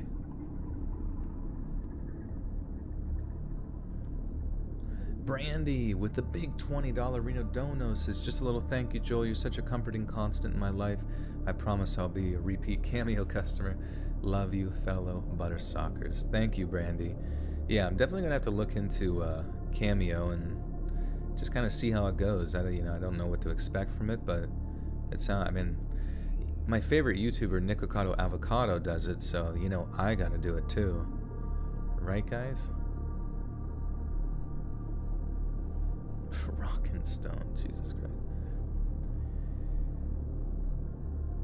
It swelled with the family members of those they'd slaughtered, men who sought to wreak a terrible revenge on the 2 monsters who'd taken away their loved ones. By the end of the summer, the posse was said to number almost 100 men, who were then able to split up into mounted, fast-moving teams of hunters, who eventually succeeded in tracking and cornering the brothers in Kentucky's Muhlenberg County. The brothers were preparing to ambush a settler named George Smith when suddenly a voice called out through the woods ordering them to surrender. Terrified, the brother attempted to flee, but a member of the posse fired a well-aimed shot which struck Micah Harp in the leg. Wiley Harp managed to quickly mount his horse before escaping the posse, but the same could not be said for the wounded Micah. And as he lay bleeding among the pines, the posse forced him to confess to up to 20 different murders. When he was finished, a man named Moses Stegall, the grieving relative of a family the brothers had killed, stepped forward and produced a large Bowie knife from his belt. Then, while Micah was still conscious, Moses plunged the knife into Micah's throat, slicing and cutting until he was able to twist the outlaw's blood-soaked head from the stump of his neck. Moses then placed the bloody head in a burlap. Jesus Christ, dude. Dude, it's crazy. You think about, like, serial killers now. But, like, back then, you could just do whatever the fuck. It sounds brutal.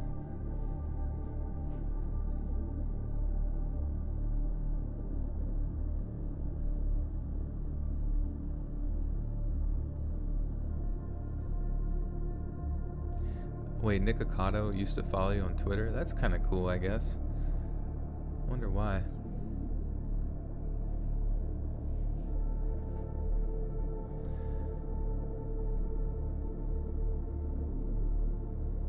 How devilish to say he has no one to laugh with, and what ignorance he or she happily be entertained by antics just promised. Who promised those antics? Promised to myself?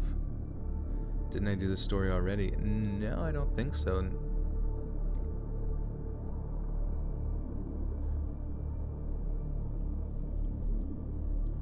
With a contemporary blunderbuss gun, then draw and quarter them before hang. Oh, yikes. Mr. Rumble with the 5 says, D's nuts. Aha, got him. Got him. Got him.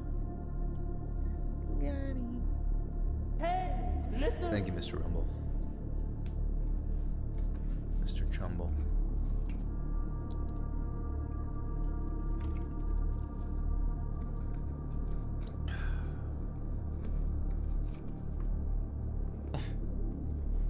Pradeep's just looking at me with his glowing eyes from a distance.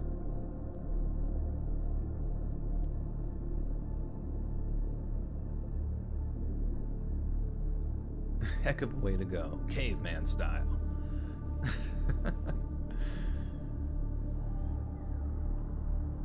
Moses then placed in the bloody Moses then placed in the bloody head in a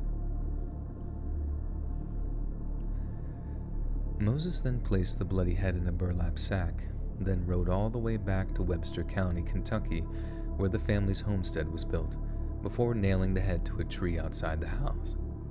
My voice is starting to go, and it sucks. And it shows.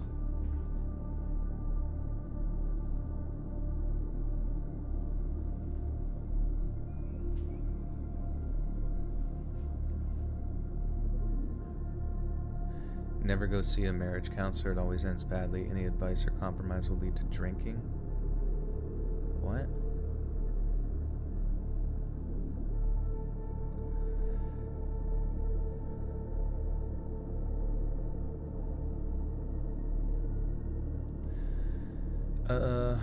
What the fuck am I reading? And to this day the oh wait. Moses then placed the bloody head in a burlap sack, then rode all the way back to Webster County, Kentucky, where the family's homestead was built, before nailing the head to a tree outside the house. And to this day, the crossroads near which Micah's head was mounted is known as Harp's Head Road, in honor of the revenge that was reaped that fateful day. Not long after the death of his brother, Wiley Harp managed to talk his way back into the Mason gang, and he managed to evade the same fate as Micah for 4 long years. But eventually, Wiley's luck ran out, and he was captured along with the rest of the Mason gang when the law finally caught up with them. In 1804, Wiley was executed via hanging in modern-day Jefferson County, Mississippi, and like his brother, Wiley's head was staked high along the Natchez Trace. What? The Natchez Trace is the warning. The Natchez Trace. Is that a thing? Pradeep's just laying in the middle of the floor, sprawled out. What are you doing? What are you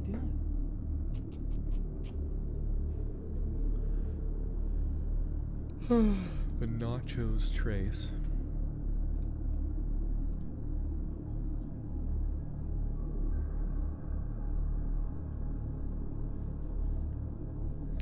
Oh, monkey. You little monkey. I wonder if I can hold him while recording. Probably not. He's too damn big. It's too awkward.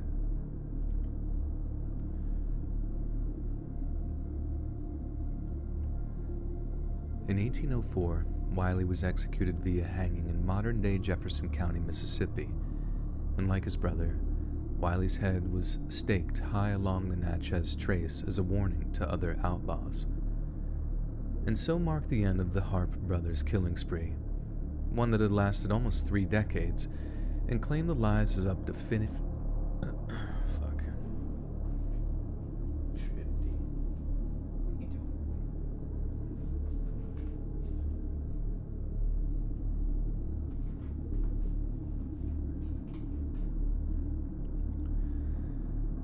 And so marked the end of the Harp brothers' killing spree, one that had lasted almost 3 decades and claimed the lives of up to 50 innocent men, women, and children.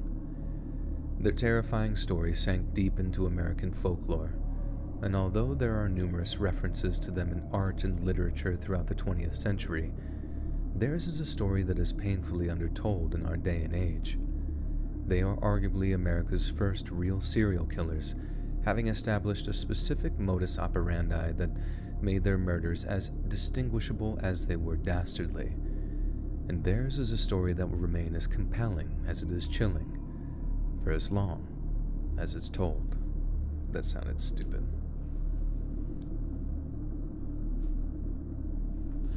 For as long, I gotta say it like more scary. For as long as it's told. Whatever. I don't know, sometimes it's hard to hit that like perfect creepy ending thing. I think that's why I never wanted to marry or have kids. I noticed more marriages fail than succeed. Obvious commitment issues. I don't know, you know what I mean? Like, if you think about marriage, it's just like a weird thing, you know what I mean? It makes sense, but at the same time, it's not necessarily like built into our evolution to do it, you know what I mean? Have kids, yes, that makes sense, because you know, humans reproduce or whatever. And then there's a biological sort of imperative within us as parents to sort of take care of our children. Like, that's just built into us, you know? But to actually go through some sort of legal proceeding, to me, is just a weird social construct that I think may or may not be a little bit outdated, except for, like, maybe tax benefits or some shit. You just found my channel about a week ago and I've been really enjoying it. I'm also enjoying listening to your bloopers. Oh, thank you, Ree. Ree! Appreciate you.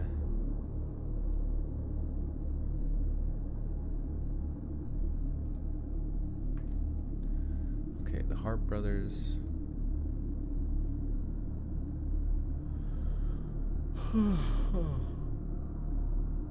I believe so hard in keeping a marriage together. My ex-wife took advantage of that. She abused me so much knowing I wouldn't leave. Well, she was wrong. I eventually did. Yeah, you know, and it just, I don't know. That just sounds like such a headache.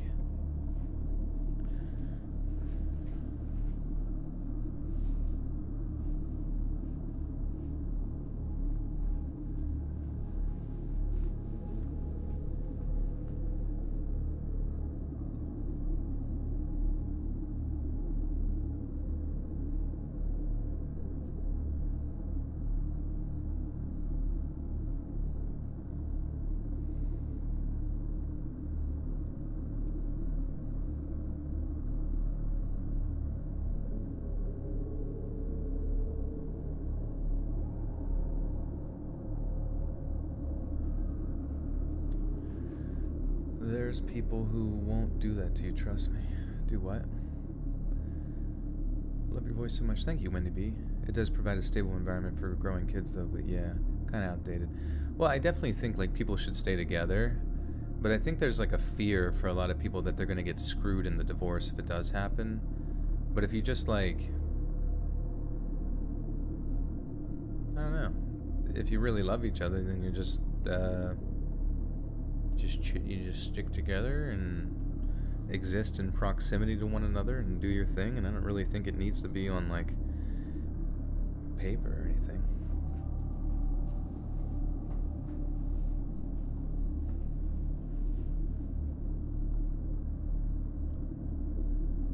No one would marry me and it really bums me out. What do you mean? Don't you have to get a date first before getting married? I don't think people need marriage to stay together. It won't make things better if they are not right to begin with. Exactly, yeah. Marriage isn't gonna, like, some piece of paper is not gonna, like, fix anything, and in fact it can just, like, financially make somebody worse off. Busy 6-day work week? Oh my god, Void. It's a long ass amount of days in a row.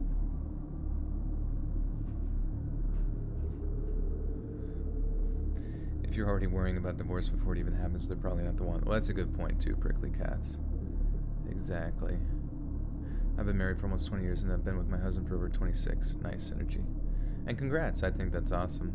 I think that is admirable for sure.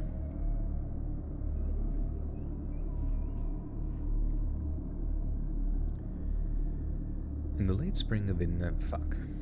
I'm still stuck in the past. This is not in the past. In the late spring of 1986, Virginia Tech Business Administrator Master's Student, Business Administration Master's Student, Jesus.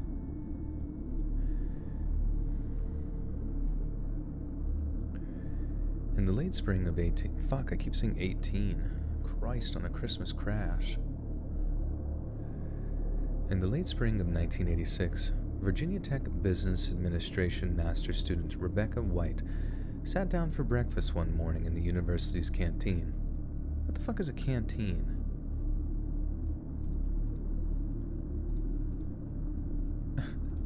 Is it just a cafeteria?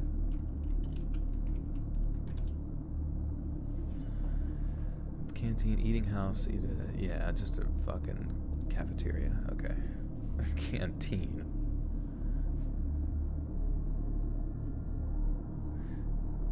Christ on a Christmas crash. I meant to say Christ on a Christmas cross. So, if you could adjust that quote. Joel, have you had any exciting future endeavors? Your intelligence and voice are priceless. Have I had any, do I have any plans for future endeavors? Well, honestly, I think that's where my, biggest weaknesses are, is that, I'm kind of, I need to just, try new shit, you know what I mean? Basically, I'm in a good position right now as a person, but, to really feel as if though my life is, gonna go to a different direction, I almost feel like I need to maybe move somewhere, or, really just try new shit, because I feel like I don't know, talk is a big game, and I'd like to do voice acting. I'd like to take things further in that career sense, and I'd like to have a family at some point. But I guess, I don't know, I just feel like time is getting away from me, and I'm not really sure how to make that happen at this point. How was my second class? Well, unfortunately, they canceled the second class, and they're going to extend it to another week or find another day to do it. So I was kind of sad about that, because I was actually excited to go to class and just see what happened. But the teacher, I think they just moved to a new location, and they were having a bunch of issues with getting moved in and getting their internet set up and all this kind of stuff. So it's just been kind of a headache. It's a simulated voice, people. My friends designed some of the stuff in the 80s, not available to the public yet. Whose voice? My voice? And who are your friends? They sound made up. I thought getting married would help me and my ex fix our problems, divorced her, and met the love of my life. Oh, that's good. It might be a treasured value in many human cultures, but monogamy is rare in the animal kingdom at large. Right, I mean, and even in humans, you can clearly see, like, there's clearly, like, something about humans where the male wants to spread his seed as far as possible to as many people as possible, and the woman wants to raise the children and then, like, secure as much, secure or create security for themselves and the offspring. Like, that's very clearly, like, the natural way of things, I feel like.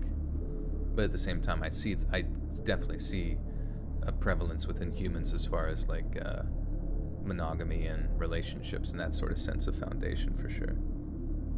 Move to Disneyland. Yeah, I could be, maybe they could cut my head off and put it inside, like, one of the jars like they did with, Walt Disney. And then I could live stream from my jar. Hey, who up playing with a jar? Their head jar.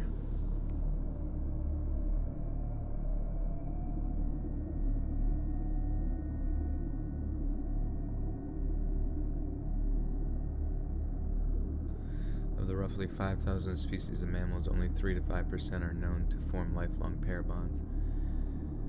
Yeah, it makes sense, man. I don't know, I think it's weird when people think that humans are just somehow, like, different or whatever.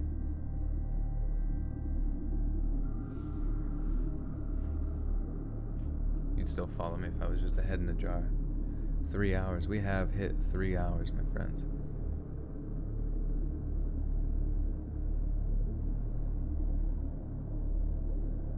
You like stomping on ants because they squish flat. I feel like you're just, like, typing words into an AI generator and it's just making up sentences. Ever watched Invincible cartoon? I think I watched a little bit.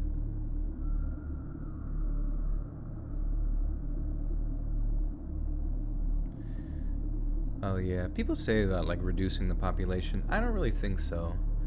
I don't really think that, like, we as a species need to really worry about that too much, you know what I mean? Because,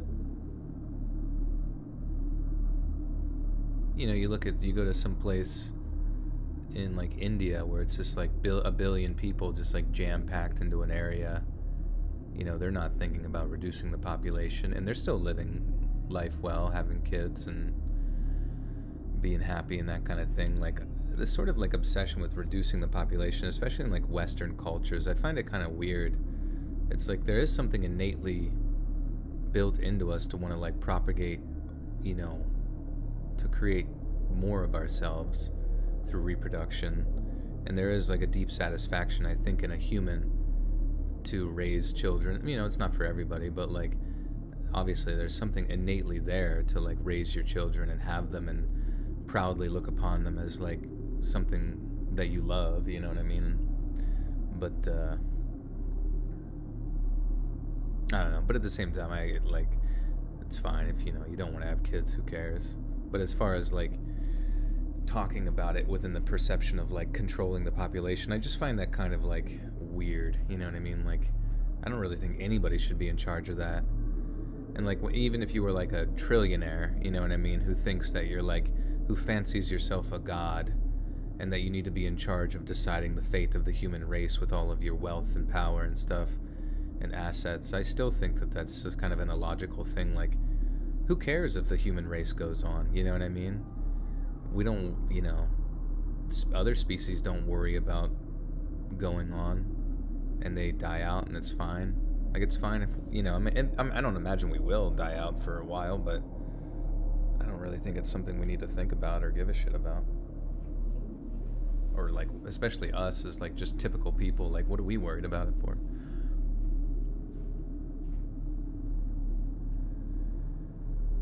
In the late spring of 1986, Virginia Tech Business Administration master's student Becca White sat down for breakfast one morning in the university's cafeteria. She was a hard-working and diligent young student, but her industriousness had left her isolated and pining for the company of another. As such, we can only imagine her joy when Manhattan-born architecture student Claudia Brenner sidled up next to her and asked her something along the lines of, "Is this seat taken?" What followed was the love affair of a lifetime, as each woman discovered their intimate preferences of their opposite number, and they realized that they were perfect for each other.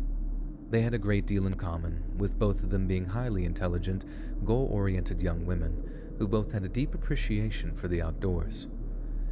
Then over the next 2 years, as they fell deeply in love with one another, they made frequent trips to some of the most beautifully scenic hiking trails that the Appalachians had to offer. And so it came to pass that in May of 1988, Claudia and Rebecca decided on a visit to the Machow. Is it Machow? So become a cult leader, build your own clan. I don't know, that sounds like such a headache. Like you look at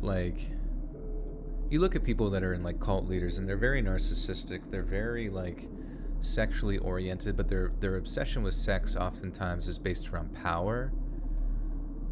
But that just seems strange, you know what I mean? Like why would you want to be in power so much? Mishu, Henry Mishu. Wait, let me look up how to say this. Visit to the Mishu State Forest in Pennsylvania. I don't think I've heard of Mishu State Forest. Alex J, welcome back for 5 whole months in the Butterstock Cult. You have continued access to bonus content, which I need to get out soon. I'll be working on that soon, at least by the end of the month. In Germany, they had a problem as many couples didn't want kids, though, so the population went too low and many schools shut down as they weren't enough kids. Yeah,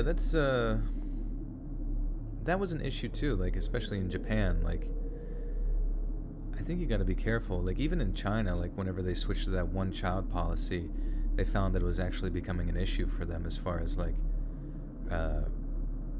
generating a population. So I don't really think we need to stop. And thank God there's no laws here to stop us from doing it, so whoever wants to can just do it, whatever.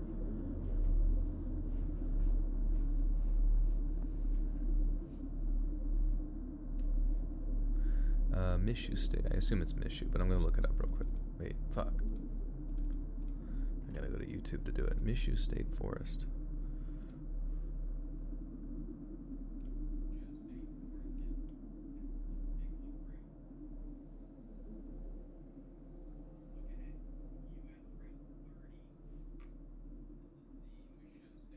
Michaud. Okay, my bad. I said it wrong. The Michaud. Michu. You would think it would be like, said like the French. The French. Wait, did my music stop? Oh, it's back. It's back, baby.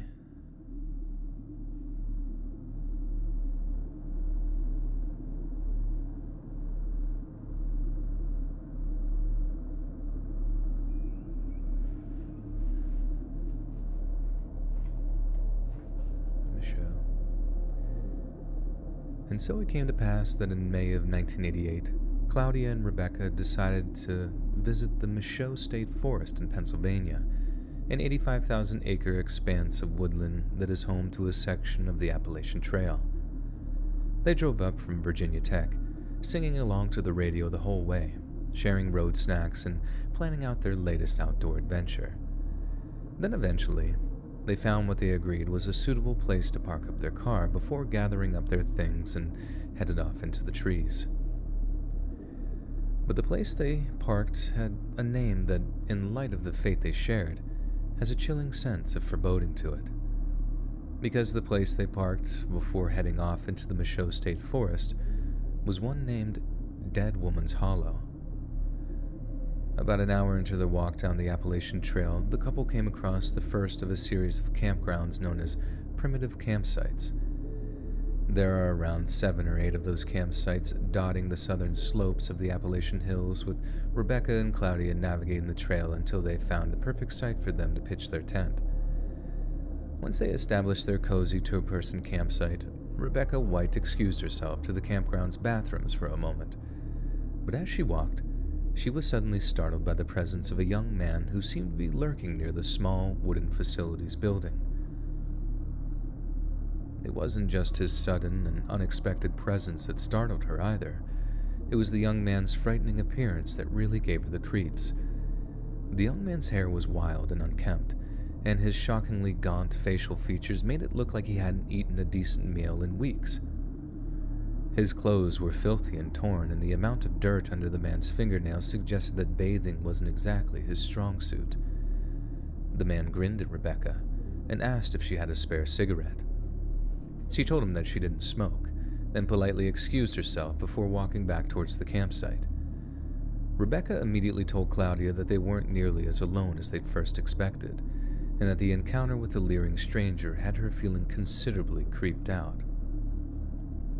Since it was still relatively early in the afternoon, Claudia suggested they pack up and move camps, an idea which Rebecca thoroughly agreed with. So over the next hour or so, the girls dismantled their tent, packed away their belongings, and then carried on hiking down the trail Damn, dude, I get so fucking close, and then I just get tongue-tied and twisted.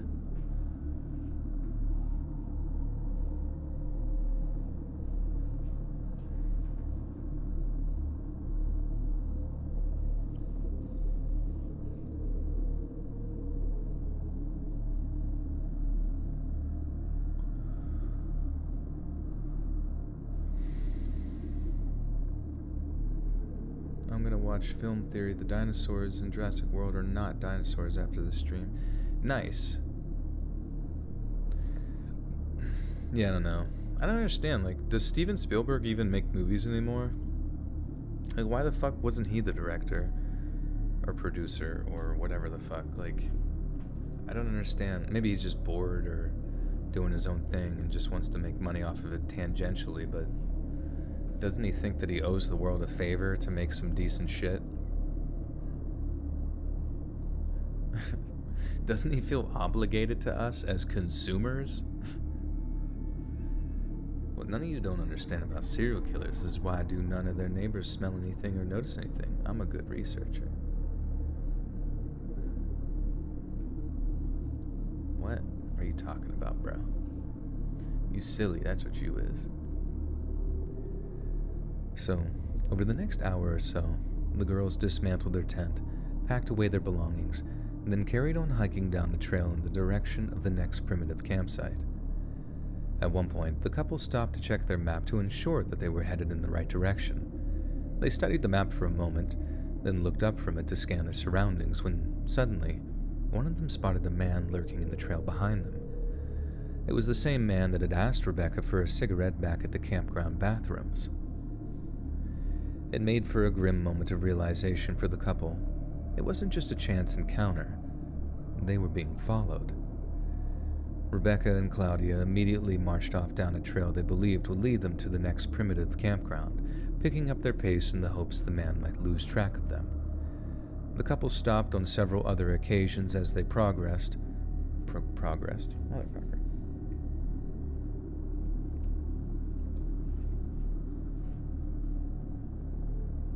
Can someone go pee for me? That would be funny if you could just transfer your pee to someone else's bladder. But then you do too much and it just explodes.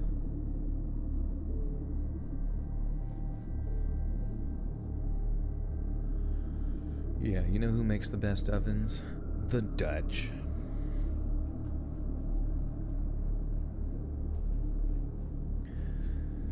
Oh, primitive camp with bathrooms? Bathrooms? Cool, cool. Yeah, I don't know. Yeah, maybe they just had one of those ones where you just like shit into a big pit. I remember going to like some of those campgrounds and stuff. And I just always thought those huge pit bathrooms that you shit into were funny because like, what if you looked down and just like saw somebody looking up at you or something?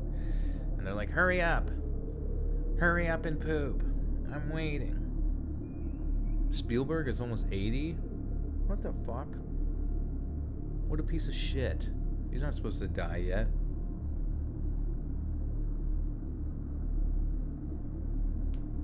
Somebody inject some sort of fucking adrenaline in his body. We need to keep him going to make more Saving Private Ryans.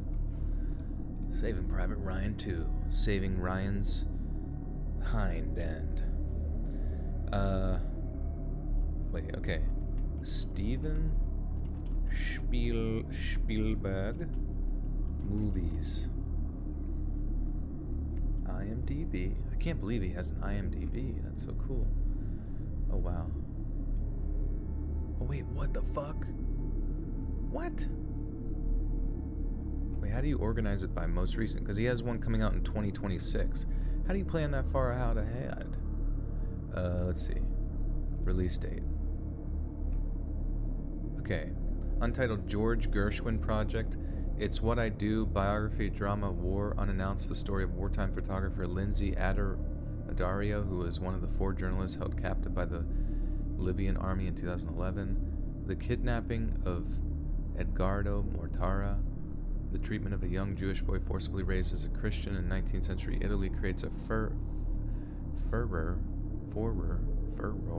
which pits the papacy itself against forces of democracy and Italian unification. Whoa, Indiana Jones 5? Are you fucking kidding me? The plot is unknown at this time. I would hope so. I hope they have no plot. What's his name's almost dead anyways. He can't come back. West Side Story 2021. Oh, really? Is that, well, oh wow, director Steven Spielberg. Maybe I'll watch it just for the sheer fact that it's directed by Steven Spielberg, because I feel like, and that's, oh, you know what? Ready Player One was 2018. I thought that was so long ago. I need to see that movie, honestly. I heard it was good. The BFG, an orphan little girl befriends a benevolent giant who takes her to a giant country where they attempt to stop the man-eating giants that are invading the human world. Oh yeah, wasn't there a cartoon for that at some point? I don't know. Bridge of Spies with Tom Hankers. Oh, Lincoln. I hadn't seen Lincoln. War Horse. The Adventures of Tintin. Oh yeah, was that good?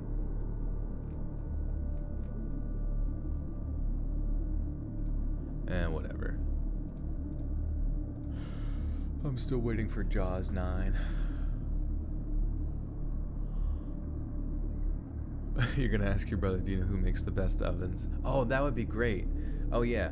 Okay, say you're like, you guys are like watching, I don't know, a show, or just anybody. This could be anybody in any scenario, and you're sharing a blanket, right? And then you ask them, do you know who makes the best ovens? And you're like, who? You know, like, and you know, you're the, we'll say it's your mom. She's like, oh, who's that, sweetheart? And you're like, the Dutch. And then you just rip ass and pull the pull the thing over top of the head.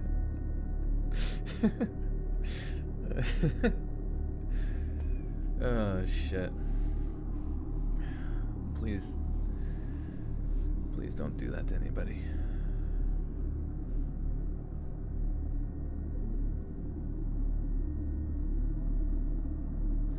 I can also tell you about Heath Ledger and one of the Olsen twins.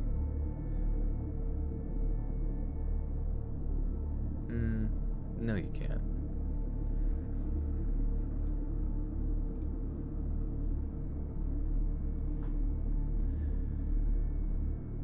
The couple stopped on several other occasions as they progressed, looking over their shoulders to ensure that they weren't continually being followed. Only when they failed to spot the gaunt-looking hermit did they feel safe enough to make camp again, and they did so at the next campground they came across. Once their campground was set up, the couple prepared dinner, growing more comfortable with their surroundings as they ate. The woods around them seemed quiet and still. As the more time went by, the more they became convinced that they were completely alone. It's at this point that Rebecca and Claudia began cuddling, watching the horizon turn from blue to orange as the sun dipped in the sky and began to set. It was rare that they had moments alone, and the couple relished every second of the peace and quiet the deep woods offered. There was just one problem. They were not alone. Creeping up to the campsite on Cat's Paw. What? Cat's Paw? What the fuck does that mean? I don't know, but I like it. I'm gonna say it.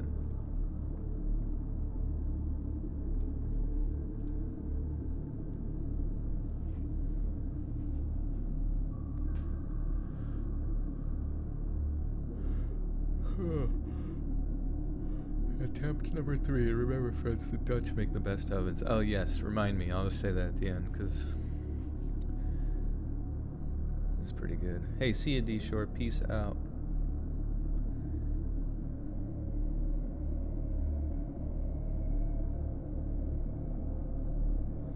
This Courtney is bananas. You're a famous TikToker? Are you more famous than Jensen?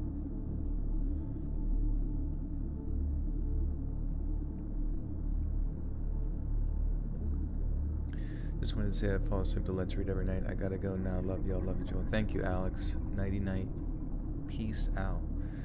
Why do you pronounce it Appalachia? Or Appalachia, not Appalachia? Even East Coasters have preferences for pronunciation. Personally, I strongly prefer the Appalachia approach.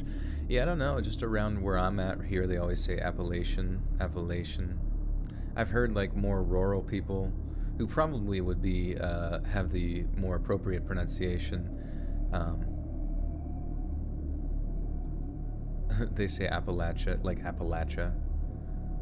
But yeah, I mean, on Forville, maybe they have it. Appalachian.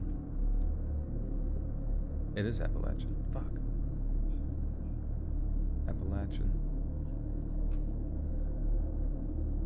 Fuck, dude. Maybe I fucked up. At least around here, everybody I know always says Appalachian. I don't know why. And this guy just said Appalachian. That was like extra syllables.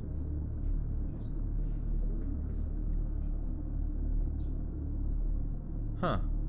Appalachian. This person said Appalachian. They said Appalachian. This guy said Appalachian, and I said Appalachian. Dude, I guess everybody'd be saying it different. It is quite the mountain range, so I'm sure lots of weird ones. D Shore, thank you for the 1042. Thank you. And ta-ta for now. Not Jackie Chan says, I'm a famous TikToker in another dimension, but it's called Kick Cock. Kick Cock Boom. Oh, you pronounce it like me too. Okay, yeah, I guess it just depends. Joel, do you think love can bloom even on a battlefield? Yeah, I guess sometimes you're just like down in the old foxhole and you want to get into your comrade's foxhole. Just up to you, I suppose. I'm Aurora, PA, and everyone says the same way as you here. Okay, interesting. Yeah, I have heard it Appalachian here and there, but I always say Appalachian. I don't know. It's whatever. The fact that there's a bunch of different ways to say it on this Forvo site leads me to believe that there's quite a large variety of pronunciaciones. It's pronounced Tanzania, yes. Tanzania.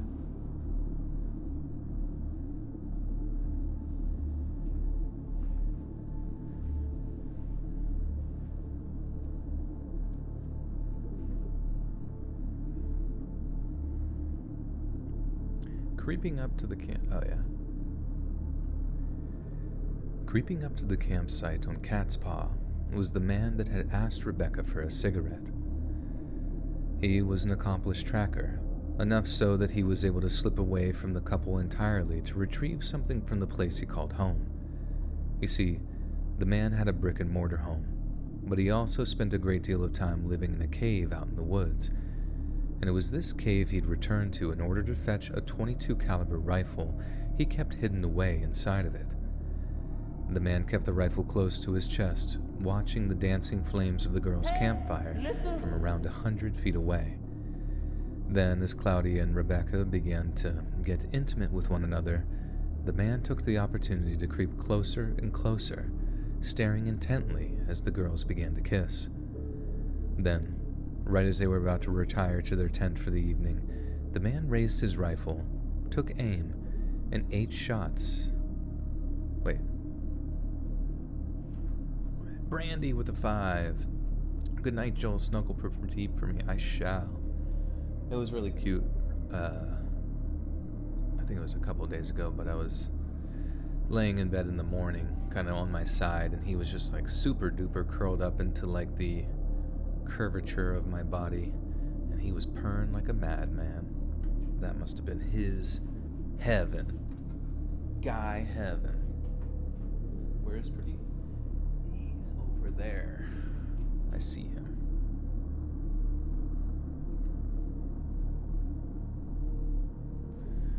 Enjoying listening while cleaning and moving. Baby toadlets. I need to be sleeping.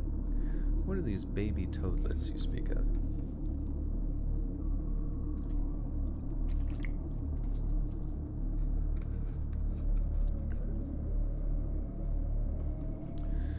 Then what is this? Man raised his rifle, took aim, and 8 shots in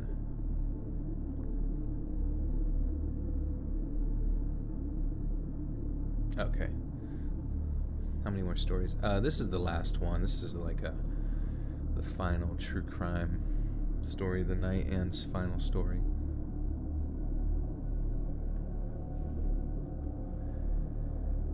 Then, right as they were about to retire to their tent for the evening, the man raised his rifle, took aim, and let out 8 shots in their direction. 5 bullets ripped through Claudia Brenner, breaking her arm, tearing apart her face, cracking her skull, and puncturing... Fuck, dude. 5 bullets ripped through Claudia Brenner, breaking her arm, tearing apart her face, cracking her skull, and puncturing her neck, while the remaining 3 rounds grazed Rebecca White's head, ripping through her back and puncturing her liver. After firing the shots, the man tore off through the woods in the opposite direction, whooping and laughing as he ran. Hunting his fellow humans was one of the most exhilarating thrills of his entire life, and to see his prey collapsing as his bullets tore through them was nothing short of intoxicating for him. The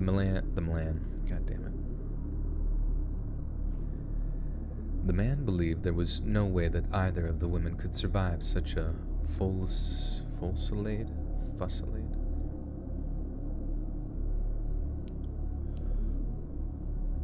Fusillade? Never heard of that word.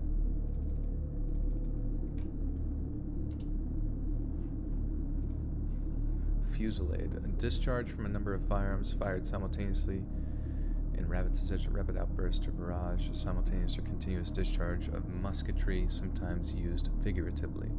Fusillade. Okay.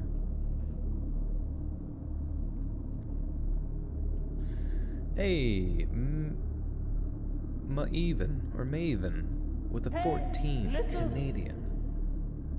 Dripping, sticky, maple syrup dollars. Thank you so much, Maven. I appreciate that. Thank you. An iced latte with a 10. You guys are just coming out of nowhere with these. I appreciate you. Thank you, iced latte. No message on both, but if you guys do have a message, please at me so I may read it out loud. Fusillade. The man believed that there was no way that either of the women could survive such a fusillade of gunfire, but he was wrong. Although Rebecca was in critical condition from being shot through the liver, Rebecca found that despite her wounds, she was able to stand.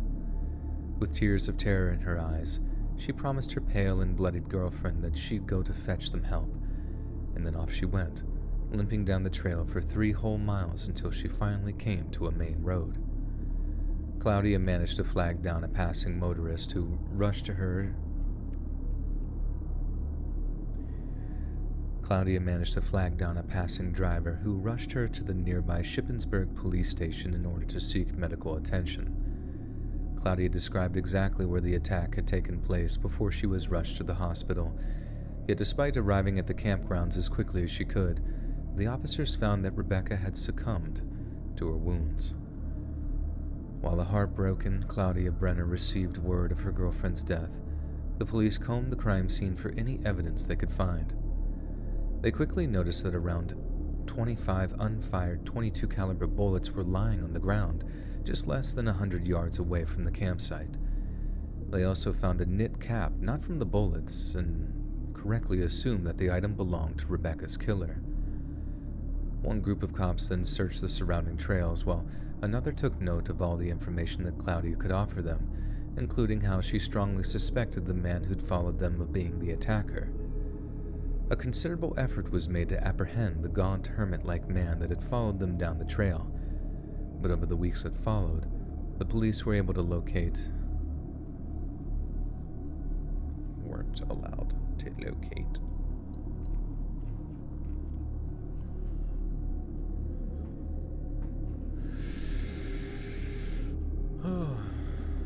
Will twerk for food. True, true. Ricky Queso, the Acid King? Oh, who's that? Never heard of him.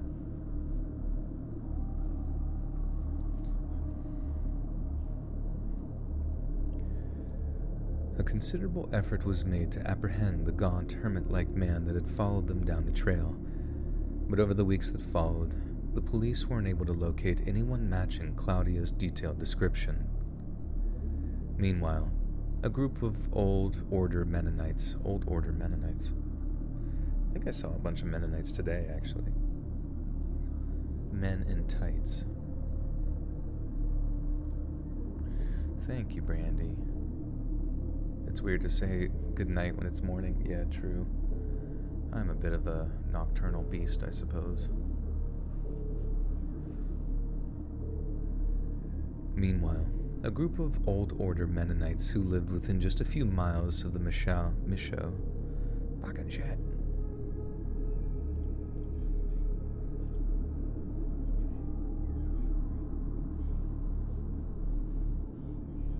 Michaud.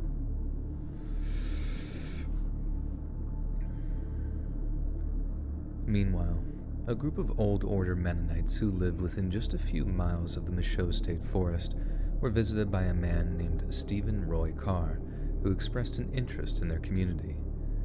Old Order Mennonites are similar to the Amish in the sense that they shun modern technology and refrain from involving themselves in modern society. Some communities even refuse to speak English among themselves and prefer to speak the German or Dutch of their religious ancestors. As you can imagine, the group doesn't exactly have people lining up to join them, so when the solitary visitor told them... As you can imagine, the group doesn't exactly have people lining up to join them, so when the solitary visitor told them that he wished to join their community, they welcomed him with only the slightest hint of suspicion.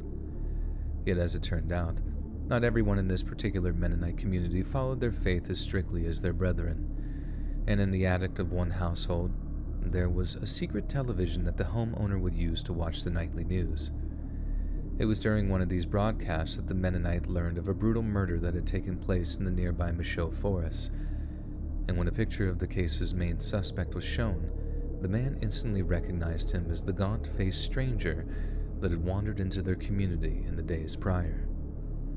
Under the pretense of needing to purchase some primitive farming equipment, the secret TV watcher headed into a nearby town. Yet the moment he arrived, he rushed to the local sheriff to report that none other than Stephen Roy Carr was sheltering himself among his people. A careful and very delicate operation was then planned, one that would keep their Mennonite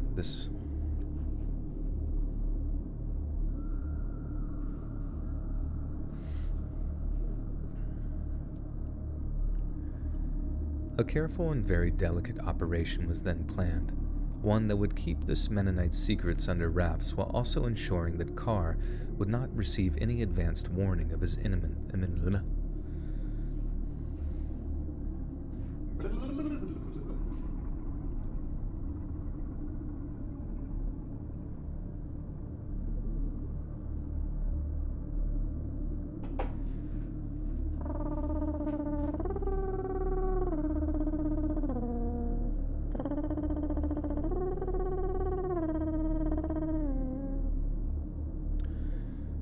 trying to talk to my gremlin.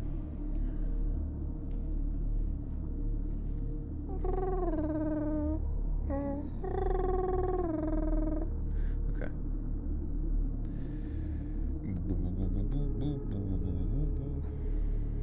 just wanted to say that listening to your stories have become a highlight of my evenings. Thank you so much. You're welcome, Maven. Thank you. I'm an engineer. What do you do for a living? Are you asking me, or...?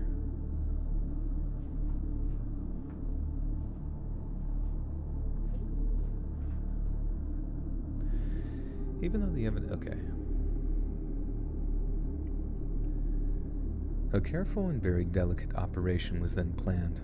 One that would keep this Mennonite's secrets under wraps while also ensuring that Carr would not receive any advance warning of his imminent arrest.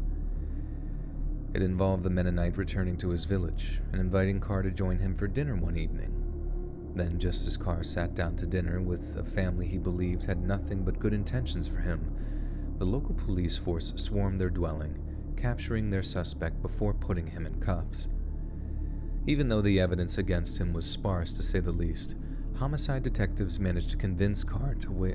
God, I can't fucking make it through without squeaking like a little squeaker.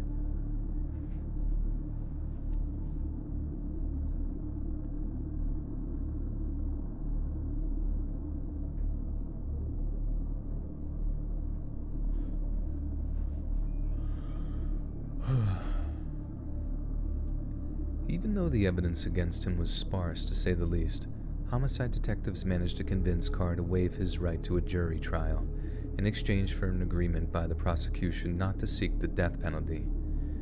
Yet at his trial, Carr made the horrifically homophobic claim that he had been so enraged by the sight of two women making love that he had simply lost his mind and opened fire. He also tried to claim that Claudia and Rebecca had known he was watching, and that their love-making was purely a method of taunting and provoking him. His defense attorney tried to link this to the fact that Carr had been violated in a Florida prison, as well as having been abused as a child, and that the display of homosexuality had caused him to go temporarily insane. Thankfully, the judge refused to show any form of leniency against Carr, completely dismissing his claims as being homophobic nonsense, and forcing the defense to accept the maximum penalty of life imprisonment without the possibility of parole. In the aftermath of her ordeal. Succubi Pixie, thank you for joining the Buttersock Cult. You now have access to bonus content that Fry has so graciously linked right there. Fry, do you have like a document of just like quick copy paste for like links, or do you just use it from the video description? But thank you guys very much. You're trying to stay awake to finish the live? Well, good luck, because I only have one paragraph left. I forget, what was the outro supposed to be? It was pretty funny, but I completely forgot it. The Emperor's New Groove is your favorite movie of all time in 25. Is that weird? I don't think so, if you really enjoyed it. Only thing I remember is when that one guy got thrown out of a window, because he's like, yeah, you threw off the Emperor's Groove. And then they're like, you threw off his groove. Like, what? What? I'm sorry. In the aftermath of horror, I can't say it right. Her ordeal. In the aftermath of her ordeal, Claudia Brenner moved to Ithaca, New York, and went on to author a book which detailed the events of the shooting. She had since become an activist against anti-gay violence and is a vocal advocate of harsher sentences for those convicted of hate crimes against the LGBT community. Thankfully, public acceptance of gay and lesbian couples has skyrocketed since the mid-1980s, with local and national hate crime laws extending the sentences of those who seek to harm or persecute people who simply wish to freely express their love for their romantic partners. People like Stephen Carr must never be allowed to receive leniency by claiming that the free expression of love and affection offends or angers them, especially when two people seek the privacy and seclusion of a quiet campground to express that love. The Dutch make the best ovens. Yes, thank you. I've totally spaced on it. Thank you.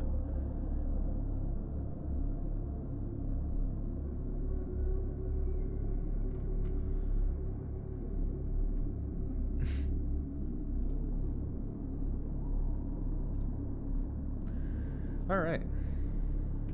We have arrived at the ends of these videos here, so I suppose that we're going to have to read the thing about the Dutch.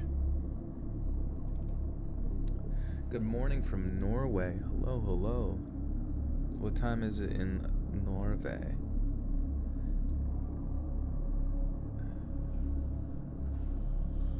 Oh, my tummy grumbles.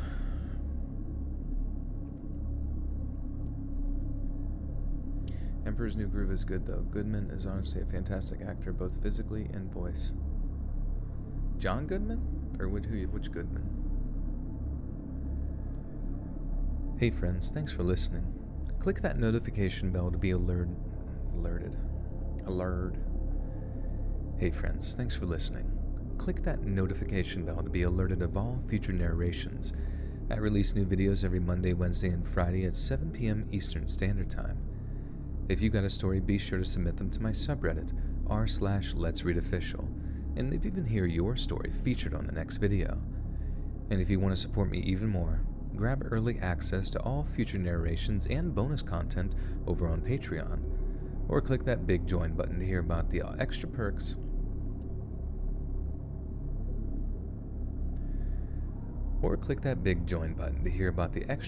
Offered for the channel. And check out the Let's Read podcast, where you can hear all of these stories in big compilations and save huge on data, located anywhere you listen to podcasts. Links in the description below. Thanks so much, friends. And remember, the Dutch make the best ovens. Boom! It's Morbin time. Time to get Morbin.